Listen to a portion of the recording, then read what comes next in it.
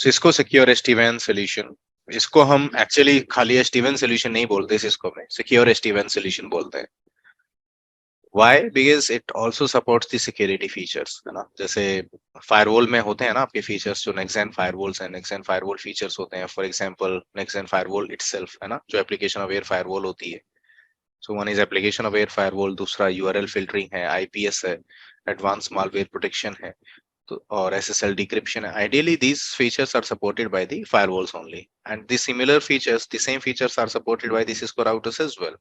तो जो सिस्को के SD-WAN वाले राउटर्स हैं वो खाली राउटिंग ही नहीं कराएंगे, उसके ऊपर आप सिक्योरिटी फीचर्स भी इनेबल करा सकते हो। अब क्योंकि आप सिक्योरिटी फीचर्स इनेबल करा सकते हो, तो इसलिए इसको हम सिक्योर SD-WAN सोल्यूशन बोलेंगे, क्योंकि सिक्योरिटी भी आपको ये सोल्यूशन SD-WAN के साथ साथ सिक्योरिटी फीचर्स भी सपोर्ट करेगा, तो इसलिए आप इसको सिक्योर SD-WAN सोल्यूशन बोलने वाले हैं, राइट। तो इसीलिए इसको सिक्योर SD-WAN सोल्यूशन बोलते हैं, because it supports the security features. कौन से सिक्योरिटी फीचर्स हैं वो? जैसे मैंने अभी बताया आपको, application aware firewall, right. Second क्या बताया आपको? URL filtering. Third IDS IPS। Fourth advanced malware protection. Fifth SSL decryption. So all these features are supported by the Cisco routers. तो सिस्को राउटर्स के ऊपर आप ये फीचर, सिक्योरिटी फीचर्स इनेबल करा सकते हो। ऑब्वियसली उसके लिए कुछ एडिशनल रिसोर्सेज आपको रिक्वायर्ड होंगे, but after all you can get them enabled if all the requirements are fulfilled, ठीक है। तो इसीलिए हम इसको क्या बोल रहे हैं? सिक्योर SD-WAN सोल्यूशन, ठीक है। आगे चलते हैं, ठीक है। पहले क्योंकि कंटेंट की बात करनी है हमें, तो जो एजेंडा रहेगा इस कोर्स का, वो देखिए, सबसे पहले आर्किटेक्चर डिस्कस करने वाले हैं कि SD-WAN आर्किटेक्चर कैसा है, which all components are participating in Cisco SD-WAN, right. तो जैसे ऑर्केस्ट्रेशन प्लेन, या जिसको वीबॉन्ड बोलेंगे, हम रीनेम कर दिया वैसे इसको, ठीक है। जैसे वीबॉन्ड को वैलिडेटर बोलते हैं सिस्को, है ना। 20 डॉट वर्जन इन्होंने 20.12 लॉन्च किया है, जिसको इन्होंने कैटलिस्ट SD-WAN बोला है। तो नॉर्मल SD-WAN भी नहीं बोलते ये लोग, they have started calling it catalyst SD-WAN, है ना, Cisco catalyst SD-WAN।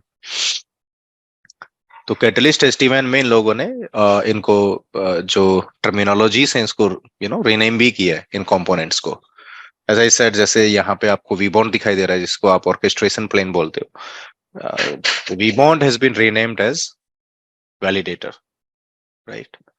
vBond has been renamed as validator, right? Second, vManage, इसको भी इन्होंने रीनेम किया है, राइट।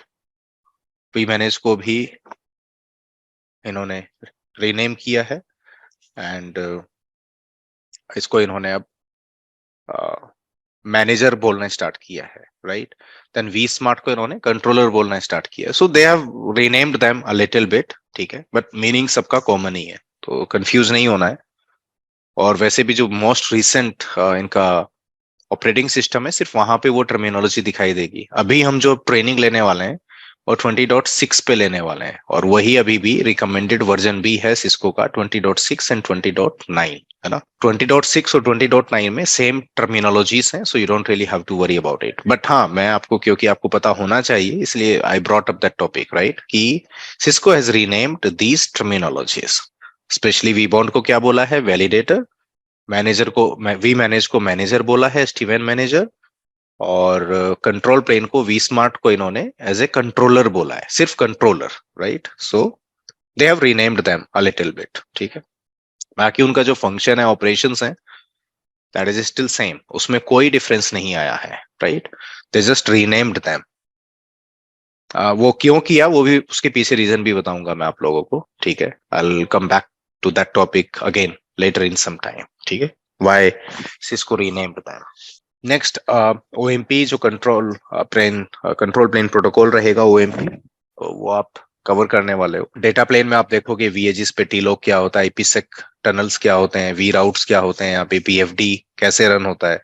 तो वो आर्किटेक्चर में ये सारी चीजों का आपको एक ओवरव्यू मिलेगा। यहाँ पे आप कंप्लीटली समझ नहीं पाओगे कि हाँ vSmart कैसे काम कर रहा है वगैरह वगैरह, नहीं, आपको सिर्फ एक क्या मिलेगा, एक ओवरव्यू मिलने वाला है इस लेक्चर में या इस मॉड्यूल के अंदर।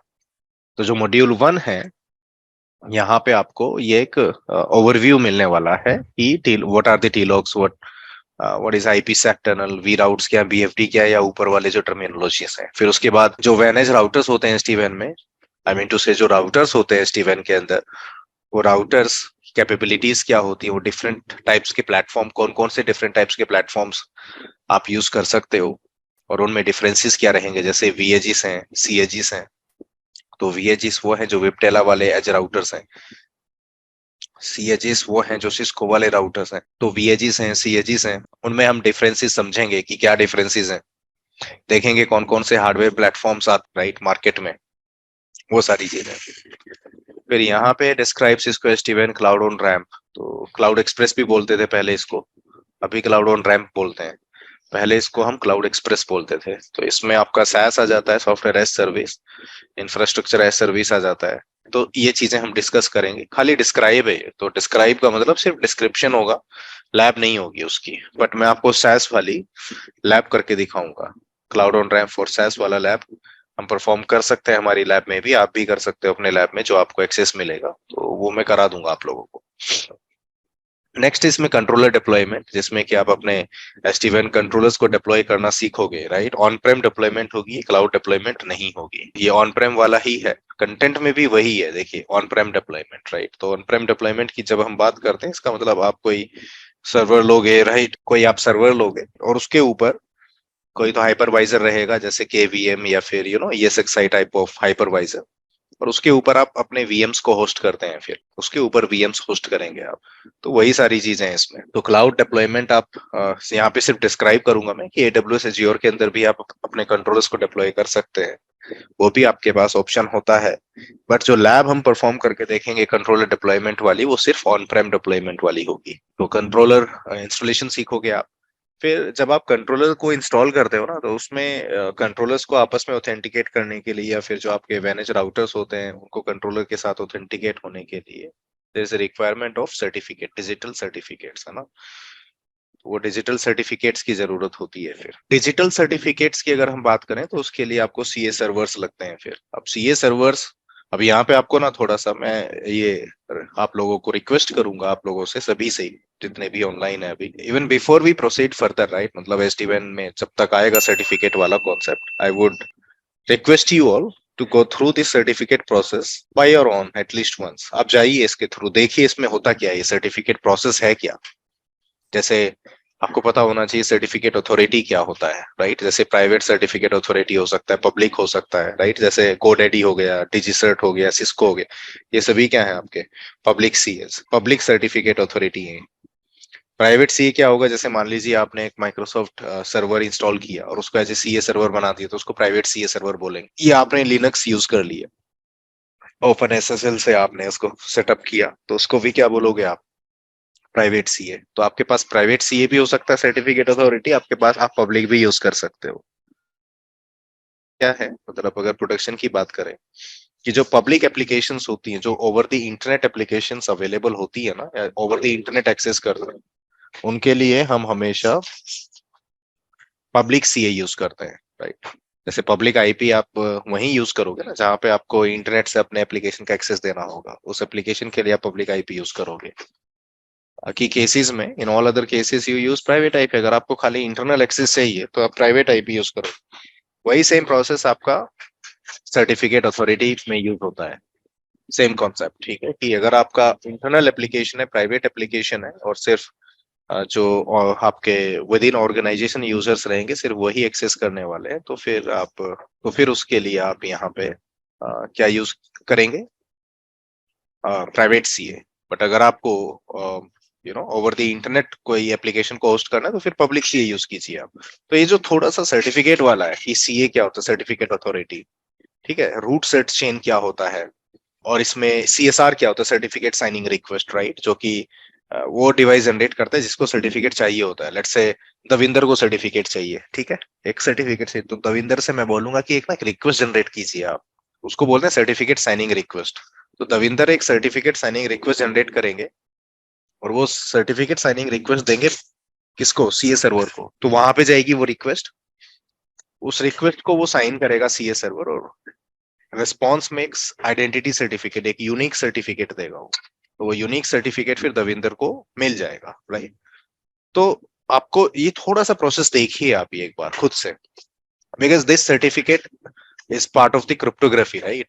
और वो आप एसटीएमएन में कवर नहीं करोगे अलग से आप, क्योंकि यूज तो होता है ना यहाँ पे, इसलिए मैं आपको बोल रहा हूँ कि थोड़ा सा इसको आप अपने आप से देखना कि सर्टिफिकेट अथॉरिटीज क्या होती है। और इनफैक्ट जिन लोगों ने फायरवॉल्स पे काम किया है या लोड बैलेंसर्स पे काम किया है, जिन्होंने भी एसएसएल डिक्रिप्शन कॉन्फ़िगर किया होगा ना कभी लाइफ में, उनको पता होगा कि how important certificate thing is. तो किसी ने प्रॉक्सी पे काम किया है, नेक्स्ट जेन फायरवॉल्स पे काम किया है, या फिर इनफैक्ट मैं तो ये भी बोलूंगा अगर सर्टिफिकेट को यूज करके आपने कभी आईपीसेक टनल वीपीएन भी बनाया हो, क्योंकि वो भी बन सकता है उसको यूज करके, हम प्री शेड की यूज ना करके सर्टिफिकेट के थ्रू या जो पब्लिक प्राइवेट की को यूज कर सकते हैं for the purpose of authentication, that's that. तो आप लोग एक बार जाइए इसके गो थ्रू होइए, ठीक है। अगर आपको कुछ इश्यूज रहेंगे तो आप सवाल पूछ सकते हो, क्वेश्चंस पूछ सकते हो आप मुझसे सर्टिफिकेट से रिलेटेड, बट एक बार please give it a try. फिर उसके बाद यहाँ पे क्योंकि ऑथेंटिकेशन के लिए सर्टिफिकेट ही यूज होने वाला है, तो हर एक कंपोनेंट का अपना एक यूनिक सर्टिफिकेट रहेगा। तो आप देखोगे यहाँ पे कि सीएसआर कैसे जनरेट कराएंगे डिवाइसेस के ऊपर, फिर वो सीएसआर जनरेट करा के उसको साइन कैसे कराएंगे, है ना, वो सारी चीजें होंगी यहाँ पे। सो वो टाइम पे आप कंफ्यूज ना हो, थोड़ा सा एक बार प्रोसेस समझ लेना आप। Then router deployment, manage router जो रहेंगे आपके एसडीवैन में, वो आप सीखोगे कि किस तरीके से मैनेज राउटर को आप डिप्लॉय करोगे, ठीक है। ऑनबोर्डिंग देखोगे आप इसकी मैनेज राउटर डिप्लॉयमेंट की, जीरो टच प्रोविजनिंग क्या होता है, ठीक है, प्लग एंड प्ले क्या होता है, पीएनपी जिसको हम बोल देते हैं, वो सब आप देखोगे। Data centre and regional hub deployment की अगर आप बात करोगे तो वो आप देखोगे, यहाँ पे बताऊंगा कि किस तरीके से डेटा सेंटर को डिप्लॉय करोगे, रीजनल हब कैसे डिप्लॉय करोगे आप, तो ये सारी चीजें हम यहाँ पे देखेंगे। एक आपको एक आइडिया लग जाएगा कि how do we deploy routers in data centres, और may be if you have got a regional hub, तो वहां कैसे आप डिप्लॉय करेंगे। फिर उसके बाद यहाँ पे एसडीवैन डेटा प्लेन में आपका टीलॉक एक्सटेंशन आ जाएगा, डायनामिक टनल्स आ जाएंगे, अंडरले ओवरले कनेक्टिविटी आ जाएगी आपकी, राइट। आपका ओएमपी आ जाएगा, टीलॉक्स आ जाएगा, और फॉर्चुनेटली आपके पुराने जो राउटिंग प्रोटोकॉल्स हैं वो भी यूजफुल है यहाँ पे। अच्छी बात पता है क्या है कि सिस्को एसडीवैन में जो आपके ओल्ड राउटिंग प्रोटोकॉल्स हैं ट्रेडिशनल, वो भी सपोर्टेड रहते हैं, और वो भी आप यूज करोगे स्पेशली लेन साइड में, लोकल एरिया नेटवर्क साइड में, ठीक है। तो लेन साइड में आप इसको यूज करने वाले हो, राइट। जैसे ओएसपीएफ हो गया, या फिर उसके अलावा ईआईसीआरपी हो गया, बीजीपी हो गया, या फिर वीआरआरपी हो गया, तो ये सभी प्रोटोकॉल जो ट्रेडिशनल हैं वो those are still supported by Cisco SD WAN. तो those are not going away. तो आप ऐसा नहीं कर सकते कि एसडीवैन आ गया तो ठीक है जी, अब ट्रेडिशनल राउटिंग प्रोटोकॉल्स की कोई रिक्वायरमेंट नहीं रह जाएगी, ऐसा वैसा। So that's not a true statement, right. तो ये आप अभी भी इंप्लीमेंट करना। यहाँ पे एक चीज और ध्यान रखना, I am not going to cover theory of VRRP, I'm not going to cover theory of OSPF. I'm not going to cover theory of BGP. Do not expect me to cover the theoretical portion of these protocols. मैं सिर्फ सीधे जाऊंगा और ये deploy करके दिखाऊंगा आपको कि this is how you are going to implement EIGRP. This is how you are going to implement BGP. Because you are learning SD-WAN, you are not learning BGP or EIGRP OSPF. ठीक है?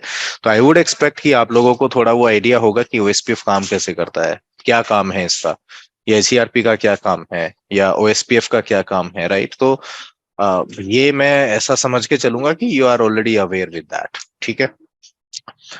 And one of the most important topic, अगर हम बात करें, देखिए ऊपर तो ये टेम्पलेट्स हो गए ना, कॉन्फ़िगरेशन टेम्पलेट्स हो गई आपकी, कि यू वुड लर्न कि how do we make the configuration on two different devices, right. तो ये तो कॉन्फ़िगरेशन का पार्ट हो गया, राइट। अगर हम बात करें तो बेसिकली यहाँ पे कॉन्फ़िगरेशन के लिए हम टेम्पलेट यूज करते हैं। टेम्पलेट इसलिए यूज करते हैं because of making things really easier in SD WAN. जैसे अब या तो एक काम कर सकते हो आपकी इंडिविजुअली हर एक डिवाइस पे कॉन्फ़िगरेशन कीजिए, या फिर एक कॉमन टेम्पलेट बनाइए और डिवाइसेस को उसमें अटैच करते जाइए और कॉन्फ़िगरेशन पुश करते जाइए, तो वो ज्यादा बेटर है, आसान है, ठीक है। You can have common template for many devices. तो जैसे आपने देखा होगा पनोरमा वगैरह पे किसी ने काम किया हो, तो वहां पे भी हम टेम्पलेट्स ही बनाते हैं। and then we push those templates onto devices, and then configuration gets pushed automatically. Especially जो shared services होती है आपकी, जैसे NTP, syslog, SNMP, right, SSH configuration या AAA configuration, तो ये सब तो सभी जगह पे कॉमन होती है ना, तो उस तरह का तो कॉमन ही रखने, तो वो आप सीखोगे यहाँ पे कि how do we create templates and then how do we attach devices to the template, and then how you know we manage, which is controller will be pushing the configuration onto your managed routers. तो काफी interesting रहने वाला है ये, अपने आप में एक अच्छे टॉपिक्स हैं अपने आप में, अगर टेम्पलेट्स की बात करें। उसके बाद ये पॉलिसीज अपने आप में बहुत बड़ा टॉपिक है ये। मतलब क्योंकि जब भी आपको एसटीएमएन में कुछ ट्वीक करना होगा ना, कुछ भी ट्वीक करना होगा, जैसे बेस्ट पाथ सिलेक्शन को ट्वीक करना है, या ट्रैफिक फ्लो को, या जिसको हम बोलते हैं डेटा फ्लो को ट्वीक करना, वो सब कुछ आपका पॉलिसी सेक्शन से ही होना है। ये जो 4.0 आप देख रहे हैं ना, ये पॉलिसीज यही सेक्शन में होगा सब कुछ, चाहे आपको राउट को फिल्टर कराना है, या फिर ओवरले टनल को नहीं बनने देना, या बनवाना है, या जो भी है। वैसे बनता तो बाय डिफॉल्ट है, तो आइडियली हमारे पास रिक्वायरमेंट यही आती है कि इन दोनों साइट्स के बीच में ओवरले कनेक्टिविटी नहीं होनी चाहिए, तो उस ओवरले कनेक्टिविटी को रोकना, राइट। वो सब चीजें आप किससे करने वाले हैं, पॉलिसीज में। तो पॉलिसी में मेनली दो तरह की पॉलिसीज होंगी आपकी, एक कंट्रोल प्लेन पॉलिसी होगी और एक डेटा प्लेन पॉलिसी होगी। तो कंट्रोल प्लेन पॉलिसीज में आइडियली आप बेस्ट पाथ सिलेक्शन, राउट फिल्टरिंग, ये सब करते हैं, और डेटा प्लेन पॉलिसीज में आप डेटा प्लेन को मॉडिफाई करते हैं। जैसे बेस्ट पाथ सिलेक्शन आपने, जैसे पीबीआर होता था ना पहले, पॉलिसी बेस्ड राउटिंग, वो डेटा प्लेन में ही इंप्लीमेंट होता था, राइट, पॉलिसी बेस्ड राउटिंग। यहाँ पे भी वही है, बट उसका एडवांस्ड वर्जन है यहाँ। ये एडवांस्ड पॉलिसी बेस्ड राउटिंग बोलता हूं मैं इसको। क्यों? क्योंकि है तो पीबीआर ही है, बिकॉज पॉलिसी बेस्ड राउटिंग में आप क्या करते थे, एक पॉलिसी डिफाइन करते थे, राइट, एक राउट मैप बनाते थे, ट्रैफिक मैच करा देते और बता देते थे कि अब ये नेक्स्ट स्टॉप है, यहाँ से निकल जाओ आप। तो बिना राउटिंग लुकअप को, मतलब राउटिंग टेबल को बाईपास करके आप ट्रैफिक को फॉरवर्ड करा देते थे, राइट। सेम यहाँ पे आप करने वाले हो, यहाँ पे भी वही है डेटा प्लेन पॉलिसीज में। कभी आप डायरेक्ट इंटरनेट एक्सेस इंप्लीमेंट करोगे, कभी आप एप्लीकेशन अवेयर राउटिंग कराएंगे, तो आप राउटिंग लुकअप कराओगे ही नहीं, और आप उसको बता दोगे अच्छा ये ट्रैफिक मैच कर रहा है तो यहाँ चला जाए, ऐसे हो जाए उसके साथ, राइट। तो वो सब पॉलिसीज का ही पार्ट रहेगा, तो काफी इंपॉर्टेंट है अपने आप में। उसके अलावा अगर आप देखोगे सेक्शन 5, तो इसमें मेनली आपका security and quality of service है, और वही सारे टॉपिक्स हैं देखिए सिक्योरिटी में, जो मैंने आपसे कुछ टाइम पहले आपको डिस्कस किया था। जैसे आप देखोगे अगर यहाँ पे एप्लीकेशन अवेयर फायरवॉल है ना, और आपका आईपीएस आ गया, आईपीएस, आईडीएस। आईडीएस भी सपोर्ट करता है, जरूरी नहीं है कि आईपीएस आप इनेबल कराओ, आप डिटेक्शन मोड में भी चला सकते हो। यूआरएल फिल्टरिंग है, एम्प है, एडवांस्ड मालवेयर प्रोटेक्शन, या एसएसएल या टीएलएस डिक्रिप्शन जिसको बोलोगे, या प्रॉक्सी बोलोगे, एसएसएल एंड टीएलएस प्रॉक्सी, वो भी है। और डीएनएस सिक्योरिटी है, क्लाउड सिक्योरिटी इंटीग्रेशन में। डीएनएस सिक्योरिटी मतलब सिस्को अम्ब्रेला के साथ इंटीग्रेशन है, राइट। तो सिक्योर इंटरनेट गेटवे के साथ इंटीग्रेशन, ठीक है। डिस्क्रिप्शन है खाली। डीएनएस सिक्योरिटी तो मैं करके दिखा सकता हूँ लैब में भी, बट सिक नहीं हो पाएगा, क्योंकि सिक का कोई इसके लिए आपको सिस्को अम्ब्रेला का पेड वर्जन चाहिए होता है। डीएनएस सिक्योरिटी के लिए आप नॉर्मली जो सिस्को अम्ब्रेला का एक 15 डेज का एक ट्रायल पीरियड होता है, वो आप यूज कर सकते हो, बट सिग के लिए ऐसा कोई फीचर नहीं है। वैसे भी डिस्क्रिप्शन है as per the सिस्कोस content, but ये सब सिक्योरिटी से रिलेटेड है। उसके बाद क्वालिटी ऑफ सर्विस है, जिसमें scheduling, queuing, shaping, policing, marking, है ना, per tunnel, adaptive quality of service. तो ये क्वालिटी ऑफ सर्विस के कुछ टॉपिक्स हैं जो आप कवर करोगे इस ट्रेनिंग में। लास्ट सेक्शन 6 ये लास्ट सेक्शन होगा, जिसमें कि मेनली ऑपरेशंस वाली चीजें हैं, जो ऑपरेशंस टीम कर रही होती है ना, जैसे मॉनिटर करना, रिपोर्ट्स जनरेट कराना, और उसके अलावा डिवाइसेस को अपग्रेड करना, राइट। तो वो सब यहाँ पे होगा मैनेजमेंट एंड ऑपरेशंस में। तो यहाँ आप एग्जैक्टली सीखोगे कि किस तरीके से आप डिवाइसेस को या एसटी-वैन को मैनेज करने वाले हैं। उसके बाद लैब्स देखोगे कि कितने लैब्स हैं हमारे पास। तो देखिए ये लिस्ट आपके पास भी है, बट मैं दिखा देता हूँ। टोटल नंबर ऑफ जो लैब्स रहेंगी ना 47 है, देखिए 40, इनफैक्ट 51। तो 51 लैब्स हैं। डे टू ऑपरेशंस में भी कुछ लैब्स हैं यहाँ पे। तो लैब 48, लैब 49, 50 एंड 51, ठीक है। तो ये लैब्स हैं आपके टोटल 51, जो हम ड्यूरिंग द ट्रेनिंग परफॉर्म करने वाले हैं। ये टोपोलॉजी है आपकी, इसका एक्सेस आपको सर रहेगा। यहाँ पे अपने ये सिक्योरिटी पॉलिसीज वगैरह और नेटिंग का कुछ टॉपिक कवर होंगे या फिर? हाँ है ना, देखिए वही तो पता है आपको, आपने शायद मिस किया उसको। ये देखिए ना, implemented URL filtering, verify amp, है ना, ये जो कॉन्फ़िगरिंग डीएनएस। सिक्योरिटी पॉलिसी, जो एक्सेस लिस्ट वगैरह, जो पॉलिसीज, जो जोन बेस्ड फायरवॉल, जोन जी बेस्ड सिक्योरिटी पॉलिसीज जी जो है जी। वो है, और नेटिंग है, जैसे कि सोर्स नेट, डेस्टिनेशन नेट वगैरह। सोर्स नेट रहेगा, अच्छा, क्योंकि बिना सोर्स नेट के आप इंटरनेट एक्सेस नहीं कर पाएंगे, right. What about destination net? नहीं, वो नहीं कराऊंगा सर, वो टॉपिक्स में ही नहीं है। आप कर सकते हो उसको, स्टैटिक नेट का ऑप्शन होता है, तो स्टैटिक नेट आप करा सकते हो, बट यहाँ पे सिर्फ सोर्स नेट रहेगा, क्योंकि डीआईए और सॉफ्टवेयर एज सर्विस इंप्लीमेंट करने के लिए आप सोर्स नेट कराओगे। फीचर तो अवेलेबल है ना सर डेस्टिनेशन नेट का? हाँ जी बिल्कुल, मैंने कहा ना स्टैटिक नेट है तो डेस्टिनेशन नेट हो ही गया ना फिर। ओके। स्टैटिक नेट है, यहाँ पे स्टैटिक पैट भी है। तो ऑलमोस्ट 70% कॉन्सेप्ट 40 फायरवॉल के तो ऑलमोस्ट कॉन्सेप्ट अवेलेबल है सर इसमें। सो ये क्या ऐसा फायरवॉल ऐसा जैसा नहीं ही? बोल सकते आप, ऐसा नहीं बोल सकते। यहाँ पे जो ये सिक्योरिटी फीचर्स है ना, ये सारे हैं जो फायरवॉल पे होते हैं। In that essence you can say कि 100% वही है, बट ऐसा है नहीं। After all it is A router. इसका जो प्राइमरी फंक्शन है वो एक राउटिंग वाला फंक्शन है। अब जैसे हम बात करते हैं एप्लीकेशन अवेयर फायरवॉल की, ठीक है, हम्म। अब ये है फायरवॉल, काम करता भी है, बट आप जब इसके फीचर्स देखोगे ना एप्लीकेशन फायरवॉल वाले, तो वो लिमिटेड फीचर्स हैं। Same goes with IDs IPS, एक लिमिटेड फंक्शन है इसका। Same goes with URL filtering, वहां पे ऐसा कुछ आप जैसे प्रॉक्सी पे या नेक्स्ट जेन फायरवॉल्स पे जो आप फैंसी रूल्स बना लेते हो ना, वो फैंसी हैंकी पैंकी रूल्स इधर नहीं बनाओगे। स्ट्रेट रूल्स होंगे, स्ट्रेट फीचर्स हैं, लिमिटेड फीचर्स हैं, बस उतना ही कर सकते हैं, उससे ना ज्यादा ना उससे कम। Same goes with AMP. तो do not compare it with full flash firewall like Palo Alto, FortiGate firewall या एफटीडीज, है ना। सिस्को एफटीडी के साथ कंपेयर नहीं करना है इसको, but yes, in some you know in some essence I would say yes, it is supporting all of the security features, but I mean इतना रिलायबल नहीं है जैसा फायरवॉल होगा। फ्लेक्सिबिलिटी और वो नहीं है वहाँ, जैसे फायरवॉल में हम लोग मल्टीपल पॉलिसीज क्रिएट करके पर ब्लॉक अलाउ करा लें उस बहुत टाइप। कुछ होता है वहां पे, वो सब यहाँ नहीं मिलेगा। यहाँ पे आपके पास एक लिमिटेड फंक्शंस होंगे सिक्योरिटी वाले, वो उनको यूज करना होगा आपको। Okay sir. तो अब मोहम्मद अलीमुद्दीन, जो आपने मुझसे क्वेश्चन पूछा, राइट, उसका आंसर ये है कि यहाँ ये सिक्योरिटी फीचर्स रहेंगे, बट डू नॉट एक्सपेक्ट कि जो आपका एक नेक्स्ट प्रॉपर फायरवॉल आपको फीचर्स देता है, सेम आपको एग्जैक्टली सेम वे में आप इसको डिप्लॉय कर पाएंगे, नहीं। इसको ऐसे ले लीजिए, जैसे फॉर एग्जांपल अगर आप एग्जांपल लेते हो फोर्टिनेट का, फोर्टिनेट में भी SD-WAN सोल्यूशन सपोर्टेड होता है फायरवॉल के ऊपर, राइट। Palo Alto में भी SD-WAN सोल्यूशन है, बट अगर मैं उनसे बोलूं कि SD-WAN में ना मुझे BGP चलाना है, OSPF चलाना है, मुझे ये बेस्ट राउट चाहिए, मुझे यहाँ टनल चाहिए या नहीं चाहिए, मुझे वो टाइप की फ्लेक्सिबिलिटी चाहिए, वो नहीं दे सकते। वाई? उनकी जो एक्सपर्टीज है वो SD-WAN में है ही नहीं, उनकी एक्सपर्टीज सिक्योरिटी में है, इस सोल्यूशन की अगर हम बात करें, ठीक है। बट सिस्को में SD-WAN के बहुत ज्यादा फीचर्स हैं, बहुत ज्यादा, इसको आप एक अच्छे लेवल पे कस्टमाइज कर सकते हो बेस्ड ऑन योर रिक्वायरमेंट, तो सब कुछ सपोर्टेड होता है इसमें।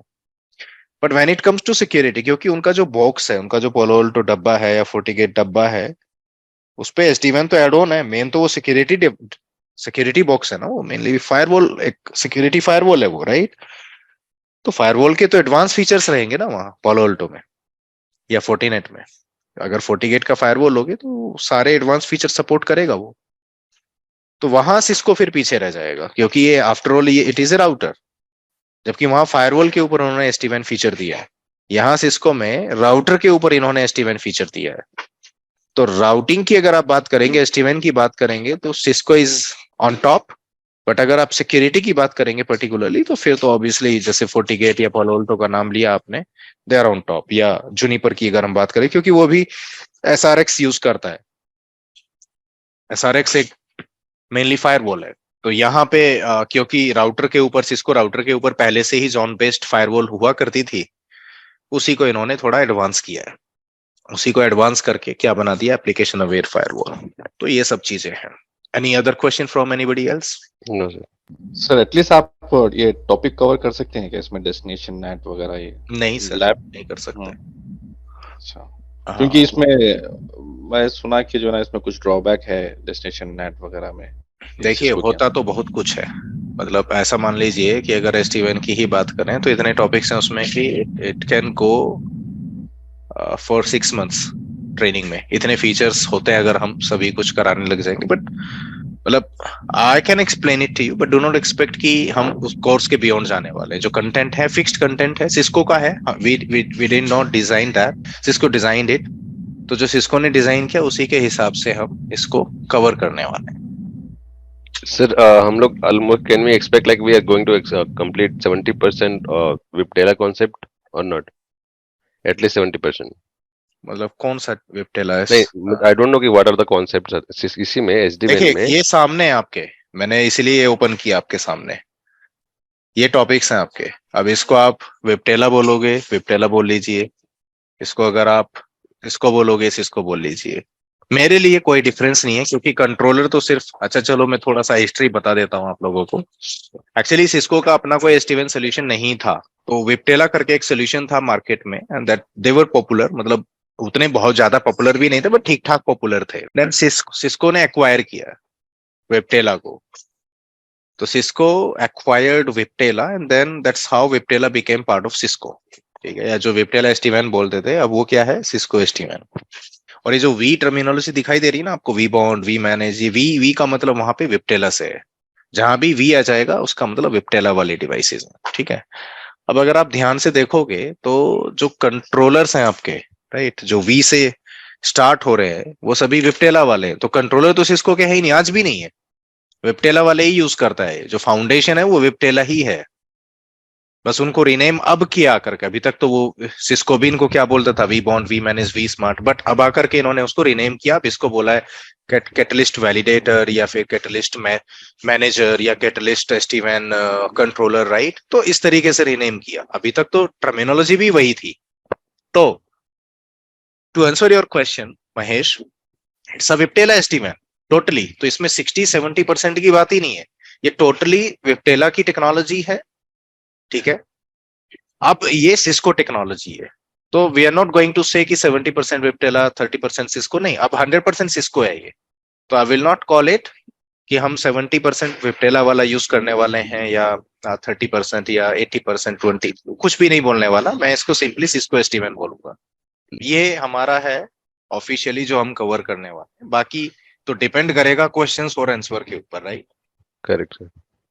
बट ये वो है जो मैं खुद कराऊंगा, आप क्वेश्चन नहीं भी पूछोगे तो भी मैं कराने वाला हूँ। हाँ हाँ, वो तो है, जो आपने लिस्ट बना रखे हो तो कराएंगे, लेकिन Yes. जो उससे मैंने भी नहीं सर, सिस्को की लिस्ट है। हाँ, सिस्को हाँ, लिस्ट जो अब तक आप फॉलो सिस्को की करते आ रहे हैं। लिस्ट जो हम फॉलो करते हैं, यस, हम्म। सो तो दैट्स अगर what we are going to follow. इससे भी ये जो लिस्ट है जो आप कवर करने जा रहे हो उसके बियॉन्ड अगर कुछ और बचता है तो ये टॉपिक है जो आप खुद से देख सकते हैं, बोल के आप हमें बता देंगे, तो एटलीस्ट हमें ये कॉन्सेप्ट भी होता है एसडीवन में करके हमें आइडिया हो जाएगा। वैसे ऐसा कुछ बचता नहीं है सच, वो छोटी मोटी चीजें हैं जो बचती हैं। Okay okay. हाँ, सच कोई मतलब जो आप 70-30 बोल रहे हो, दैट्स यूज, ऐसा कुछ नहीं है। ओके, समझ गया। बात करते हैं अभी लैब की। So this is how the lab will look like, right. ये लैब है आपकी, वैसे थोड़ा सा इसको हमने मॉडिफाई किया है, अब ये ऐसे दिखाई देगी लैब। अब ये लैब जो है वो आपको कुछ इस तरीके से दिखाई देने वाली है, बस ये कनेक्शन आप यहाँ पे लगा दीजिए, that's all, that's it. This is how this lab will look like.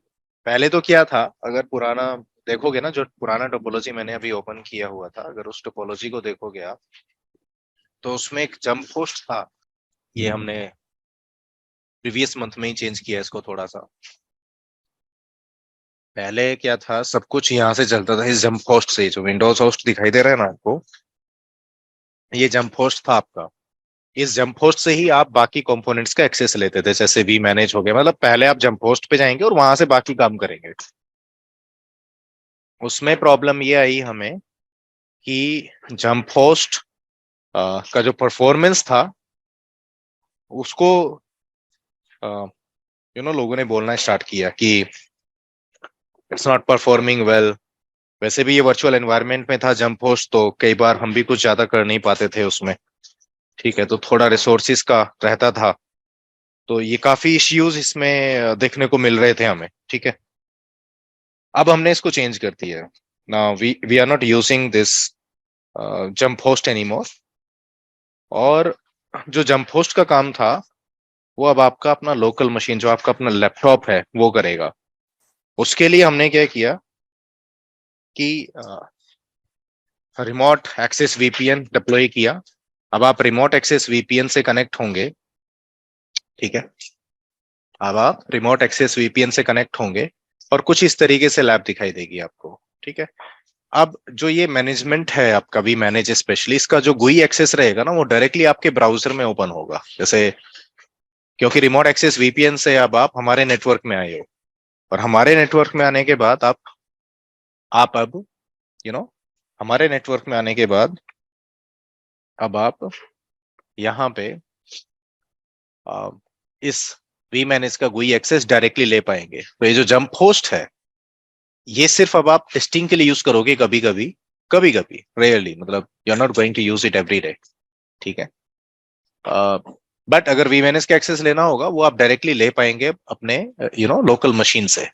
सो जो वो परफॉर्मेंस वाला इश्यू था उसको फिक्स किया इससे हमने। तो थोड़ा सा चेंज आया है। जो पीपीटी में आपकी टोपोलॉजी है वो अब थोड़ा सा मॉडिफाई हुई है स्लाइटली, और ज्यादा कोई, बाकी सेम है। एवरीथिंग इज सेम, लाइक अंडरले पूरा सेम है। ट्रांसपोर्ट साइट, एमपीएलएस और एक इंटरनेट, और जो रिमोट साइट है जैसे साइट 1, साइट 2 या साइट 3, और एक ये डीसी वाला एज राउटर है, ये कॉमन है, राइट। तो ये सब वही है, सेम पहले जैसा ही, उसमें कोई चेंज नहीं है। बाकी जो मेजर डिफरेंस है वो सिर्फ यही है कि जंप होस्ट से डिवाइसेस का एक्सेस ना लेके अब आप डायरेक्टली ले पाएंगे यहाँ पे अपने ब्राउजर से, अपने लोकल लैपटॉप से। Why? Because you are using now remote access VPN. तो अब आप रिमोट एक्सेस वीपीएन के थ्रू इस टोपोलॉजी का एक्सेस करते हैं। पहले इंटरनेट से डायरेक्टली हो जाती थी ये, और फिर जंप होस्ट से आप बाकी चीजें परफॉर्म करते थे। So that's the only change that we have made, ठीक है। तो आप लोगों को एक तो वीपीएन क्रेडेंशियल्स मिलेंगे, and once you log in through the VPN, उसके बाद देन आप इस लैब के अंदर लॉग इन करेंगे, राइट। तो वीपीएन के थ्रू आपको ये लैब का एक्सेस मिलने वाला है, right. And this is how it will look like. तो ये है आपकी लैब, राइट। तो इसमें सारी चीजें हो जाती हैं, चाहे आपका OMP deployment, manage router deployment में वीएच भी आएंगे और सीएच भी है। देखिए डीसी में सीएच लगा हुआ है, बाकी रिमोट साइट्स पे वीएच लगा हुआ है। तो ये सारी चीजें हैं। आपका वी मैनेज है। उसके अलावा अगर आप देखोगे तो ऑब्वियसली वी स्मार्ट है, एक वी बॉन्ड है। आइडियली प्रोडक्शन में एक ही वी स्मार्ट नहीं रखने वाले आप। वी मैनेज एक हो सकता है, वी बॉन्ड भी एक हो सकता है, बट वी स्मार्ट कभी भी एक सिंगल स्टैंड अलोन नहीं रहने वाला। वो मिनिमम 2 तो होंगे ही, मिनिमम होंगे वो, ठीक है। और रिकमेंडेड भी रहता है कि कम से कम 2 वी स्मार्ट लगाइए। क्यों, वो मैं आपको आगे डिस्कस करूंगा, बट अभी नहीं, ठीक है। सर ये आगे पूरे वर्चुअल राउटर्स है या फिजिकल राउटर्स वगैरह है पूरे? वर्चुअल राउटर्स है सर सब वर्चुअल जी। ये लैब टोपोलॉजी हम में लैपटॉप में भी लैब डिप्लॉय कर सकते हैं सर? वर्चुअल इमेजेस सॉफ्टवेयर्स वगैरह हमको मिल सकते हैं कि डिप्लॉय करने के लिए लैपटॉप में कोई अपनी कर सकते हो, बट उसके लिए आपको कम से come let's say 64 GB memory चाहिए लैपटॉप में। कम से कम 16 सीपीयू कोर चाहिए फिर आपको, और एसएसडी चाहिए आपको कम से कम, मतलब 300 से 400 जीबी एसएसडी चाहिए आपको। तो आप कर पाएंगे। उससे कम रिसोर्सेज होंगे तो आप नहीं, मतलब कर लोगे डिप्लॉय, बट चलेगा नहीं। मेरा भी सेम क्वेश्चन है सर। मैंने अभी लैपटॉप रिसेंटली परचेज किया last 10 days back, Baldev sir से पूछ के। तो उन्होंने सजेस्ट किया था थोड़ा हाई, बट उससे वो कॉन्फ़िगरेशन का तो लैपटॉप नहीं मिला। तो मैंने परचेज किया एचपी का एचपी का एक लैपटॉप परचेज किया जिसका कैपेसिटी है 32 जीबी का रैम लिया मैंने, और 10 कोर है और 16 थ्रेड्स है, और NVMe करके जो आपकी हार्ड डिस्क आता है ना, वो लगा हुआ है। तो आई होप कि मैंने बात भी किया था उनसे, तो लैपटॉप में करवा लेंगे, कर सकते हैं बोले थे। तो मैं बोला ओके। वो आप कर सकते हो। पोलो अल्टो चल जाएगा, उसमें चेक पॉइंट चल जाएगा, फोर्टिनेट चल जाएगा, सिस्को एस्टीमेट नहीं चलेगा सर। इसके लिए कितना लगेगा? लुक एट ना, देखिए आप डिवाइस देखिए, मैंने स्क्रीन शेयर करके रखा है, आप देखिए। Look at the number of devices that you are running there, right. हाँ, वो डिवाइस बहुत ज्यादा है और एक साथ सभी डिवाइस को रन नहीं कर सकते हम इसमें। नहीं करना पड़ेगा सर। करना पड़ेगा सभी को एक साथ। ओके, नहीं लैपटॉप की अगर पर्सनल बात करें तो फिर आप लैब्स कैसे करेंगे? अगर आप लेट्स से ठीक है इनिशियली आप कर सकते हो कि सिर्फ ऑनबोर्डिंग करना था तो कंट्रोलर्स को वो आप कर सकते हैं, बट आफ्टर ऑल तो आपको सभी साइट्स अप चाहिए ना। जब आप पॉलिसीज बनाएंगे, टेम्पलेट्स बनाएंगे, सभी साइट्स को अप करना पड़ेगा, तो मतलब सभी डिवाइसेस को ऑन करना पड़ेगा, राइट? हाँ हाँ, बट मैं चाह रहा था सर कि मेरे लैपटॉप में कॉन्फ़िगरेशन हो जाता, थोड़ा हेल्प हो जाता आप लोगों से तो। नहीं, उसके लिए आप एक बार जो भी आपके अकाउंट मैनेजर्स हैं, please reach out to them, they will help you out with that. Okay okay sir, आप ओके। आपको किसी को भी अगर मान लीजिए अपने लैपटॉप में कुछ फॉर एग्जांपल लैब बिल्ड कराना है या कुछ भी है, तो आप एक बार मैनेजमेंट को रीच आउट कीजिए, they will assign you one person, like we have one person who is helping people to set up the lab in their laptop, right? बस आप अपने अकाउंट मैनेजर्स को रीच आउट कीजिए, जैसे हो सकता है आपके अकाउंट मैनेजर सुगन सर हों या मिस्टर रावत हों या फिर कोई और भी हो सकता है, ध्रुव रावत हो सकते हैं, सौरभ रावत हो सकते हैं, तो whoever or he or she is, ठीक है, reach out to them and they will align they will align you with one of the engineer who is responsible for setting up the laptops for the virtual labs and all that. तो आप please उनसे बात कीजिए एक बार। तो that's that. अब इसमें ये जो लैब है, इसी लैब को यूज करके हम अपने जितने भी लैब्स हैं, मतलब यही जो आपको फिजिकल कनेक्टिविटी दिखाई दे रही है ना बिटवीन द डिवाइसेस, यही यूज करने वाले हैं ड्यूरिंग आवर एंटायर ट्रेनिंग, ठीक है? इसी में सब कुछ होगा, चाहे वो कंट्रोलर ऑनबोर्डिंग है, वैनेज राउटर की ऑनबोर्डिंग है, पॉलिसीज हैं, टेम्पलेट्स हैं, सिक्योरिटी पॉलिसीज हैं, क्वालिटी ऑफ सर्विस है, सब कुछ यहीं पे डिप्लॉय होगा, ठीक है? So that's that. अब थोड़ा सा मैं आपको हिस्ट्री में लेकर के चलता हूँ, ठीक है? इसको भूल जाइए थोड़ा सा, SD-WAN या सिस्को SD-WAN को अभी आप भूल जाइए, राइट? देखिए यहाँ पे एक टर्मिनोलॉजी होती है SDN, right? Software defined networking, right? मुझे कोई बताएगा कि why people shifted towards the SDN, या why it was important for networking people to move towards the SDN, software defined networking? क्या कोई बता पाएगा? Yeah, I will try to explain some of the things which I know. Mhm.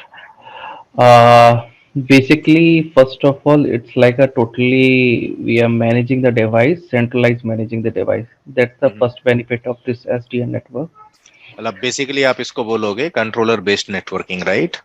right? And second thing, which are majorly all the companies are looking, that is cost effective because it's not using the any MPLS links and everything because they are using on a totally basis, totally they are using in the background internet connectivities. मतलब अंडरले की आप बात कर रहे हैं कि transport side में अब हमें MPLS की जरूरत नहीं है, इंटरनेट की जरूरत है। I'm just talking about like the in the perspective of the how the MPLS is like more expensive the comparatively the internet नहीं नहीं नहीं, connectivity. वो ठीक है, हाँ वो आपकी बात ठीक है, बट मैं यहाँ पे आपको थोड़ा सा क्लैरिटी देना चाहूंगा, राइट? Sure, one definitely. की जो MPLS है, like let's not make those statements anymore, क्योंकि ये MPLS की जरूरत नहीं है या उसको, sometime people says that MPLS has been No, I am not talking killed. about any technology, any protocol. Everything is remain the same. I am just only talking about the basis of the cost effective. मैं If we are taking the मैं वही आ रहा हूँ। अभी देखिए cost effective भी आपके लिए तब होगा, let's say you have a customer who had a MPLS connectivity earlier, right?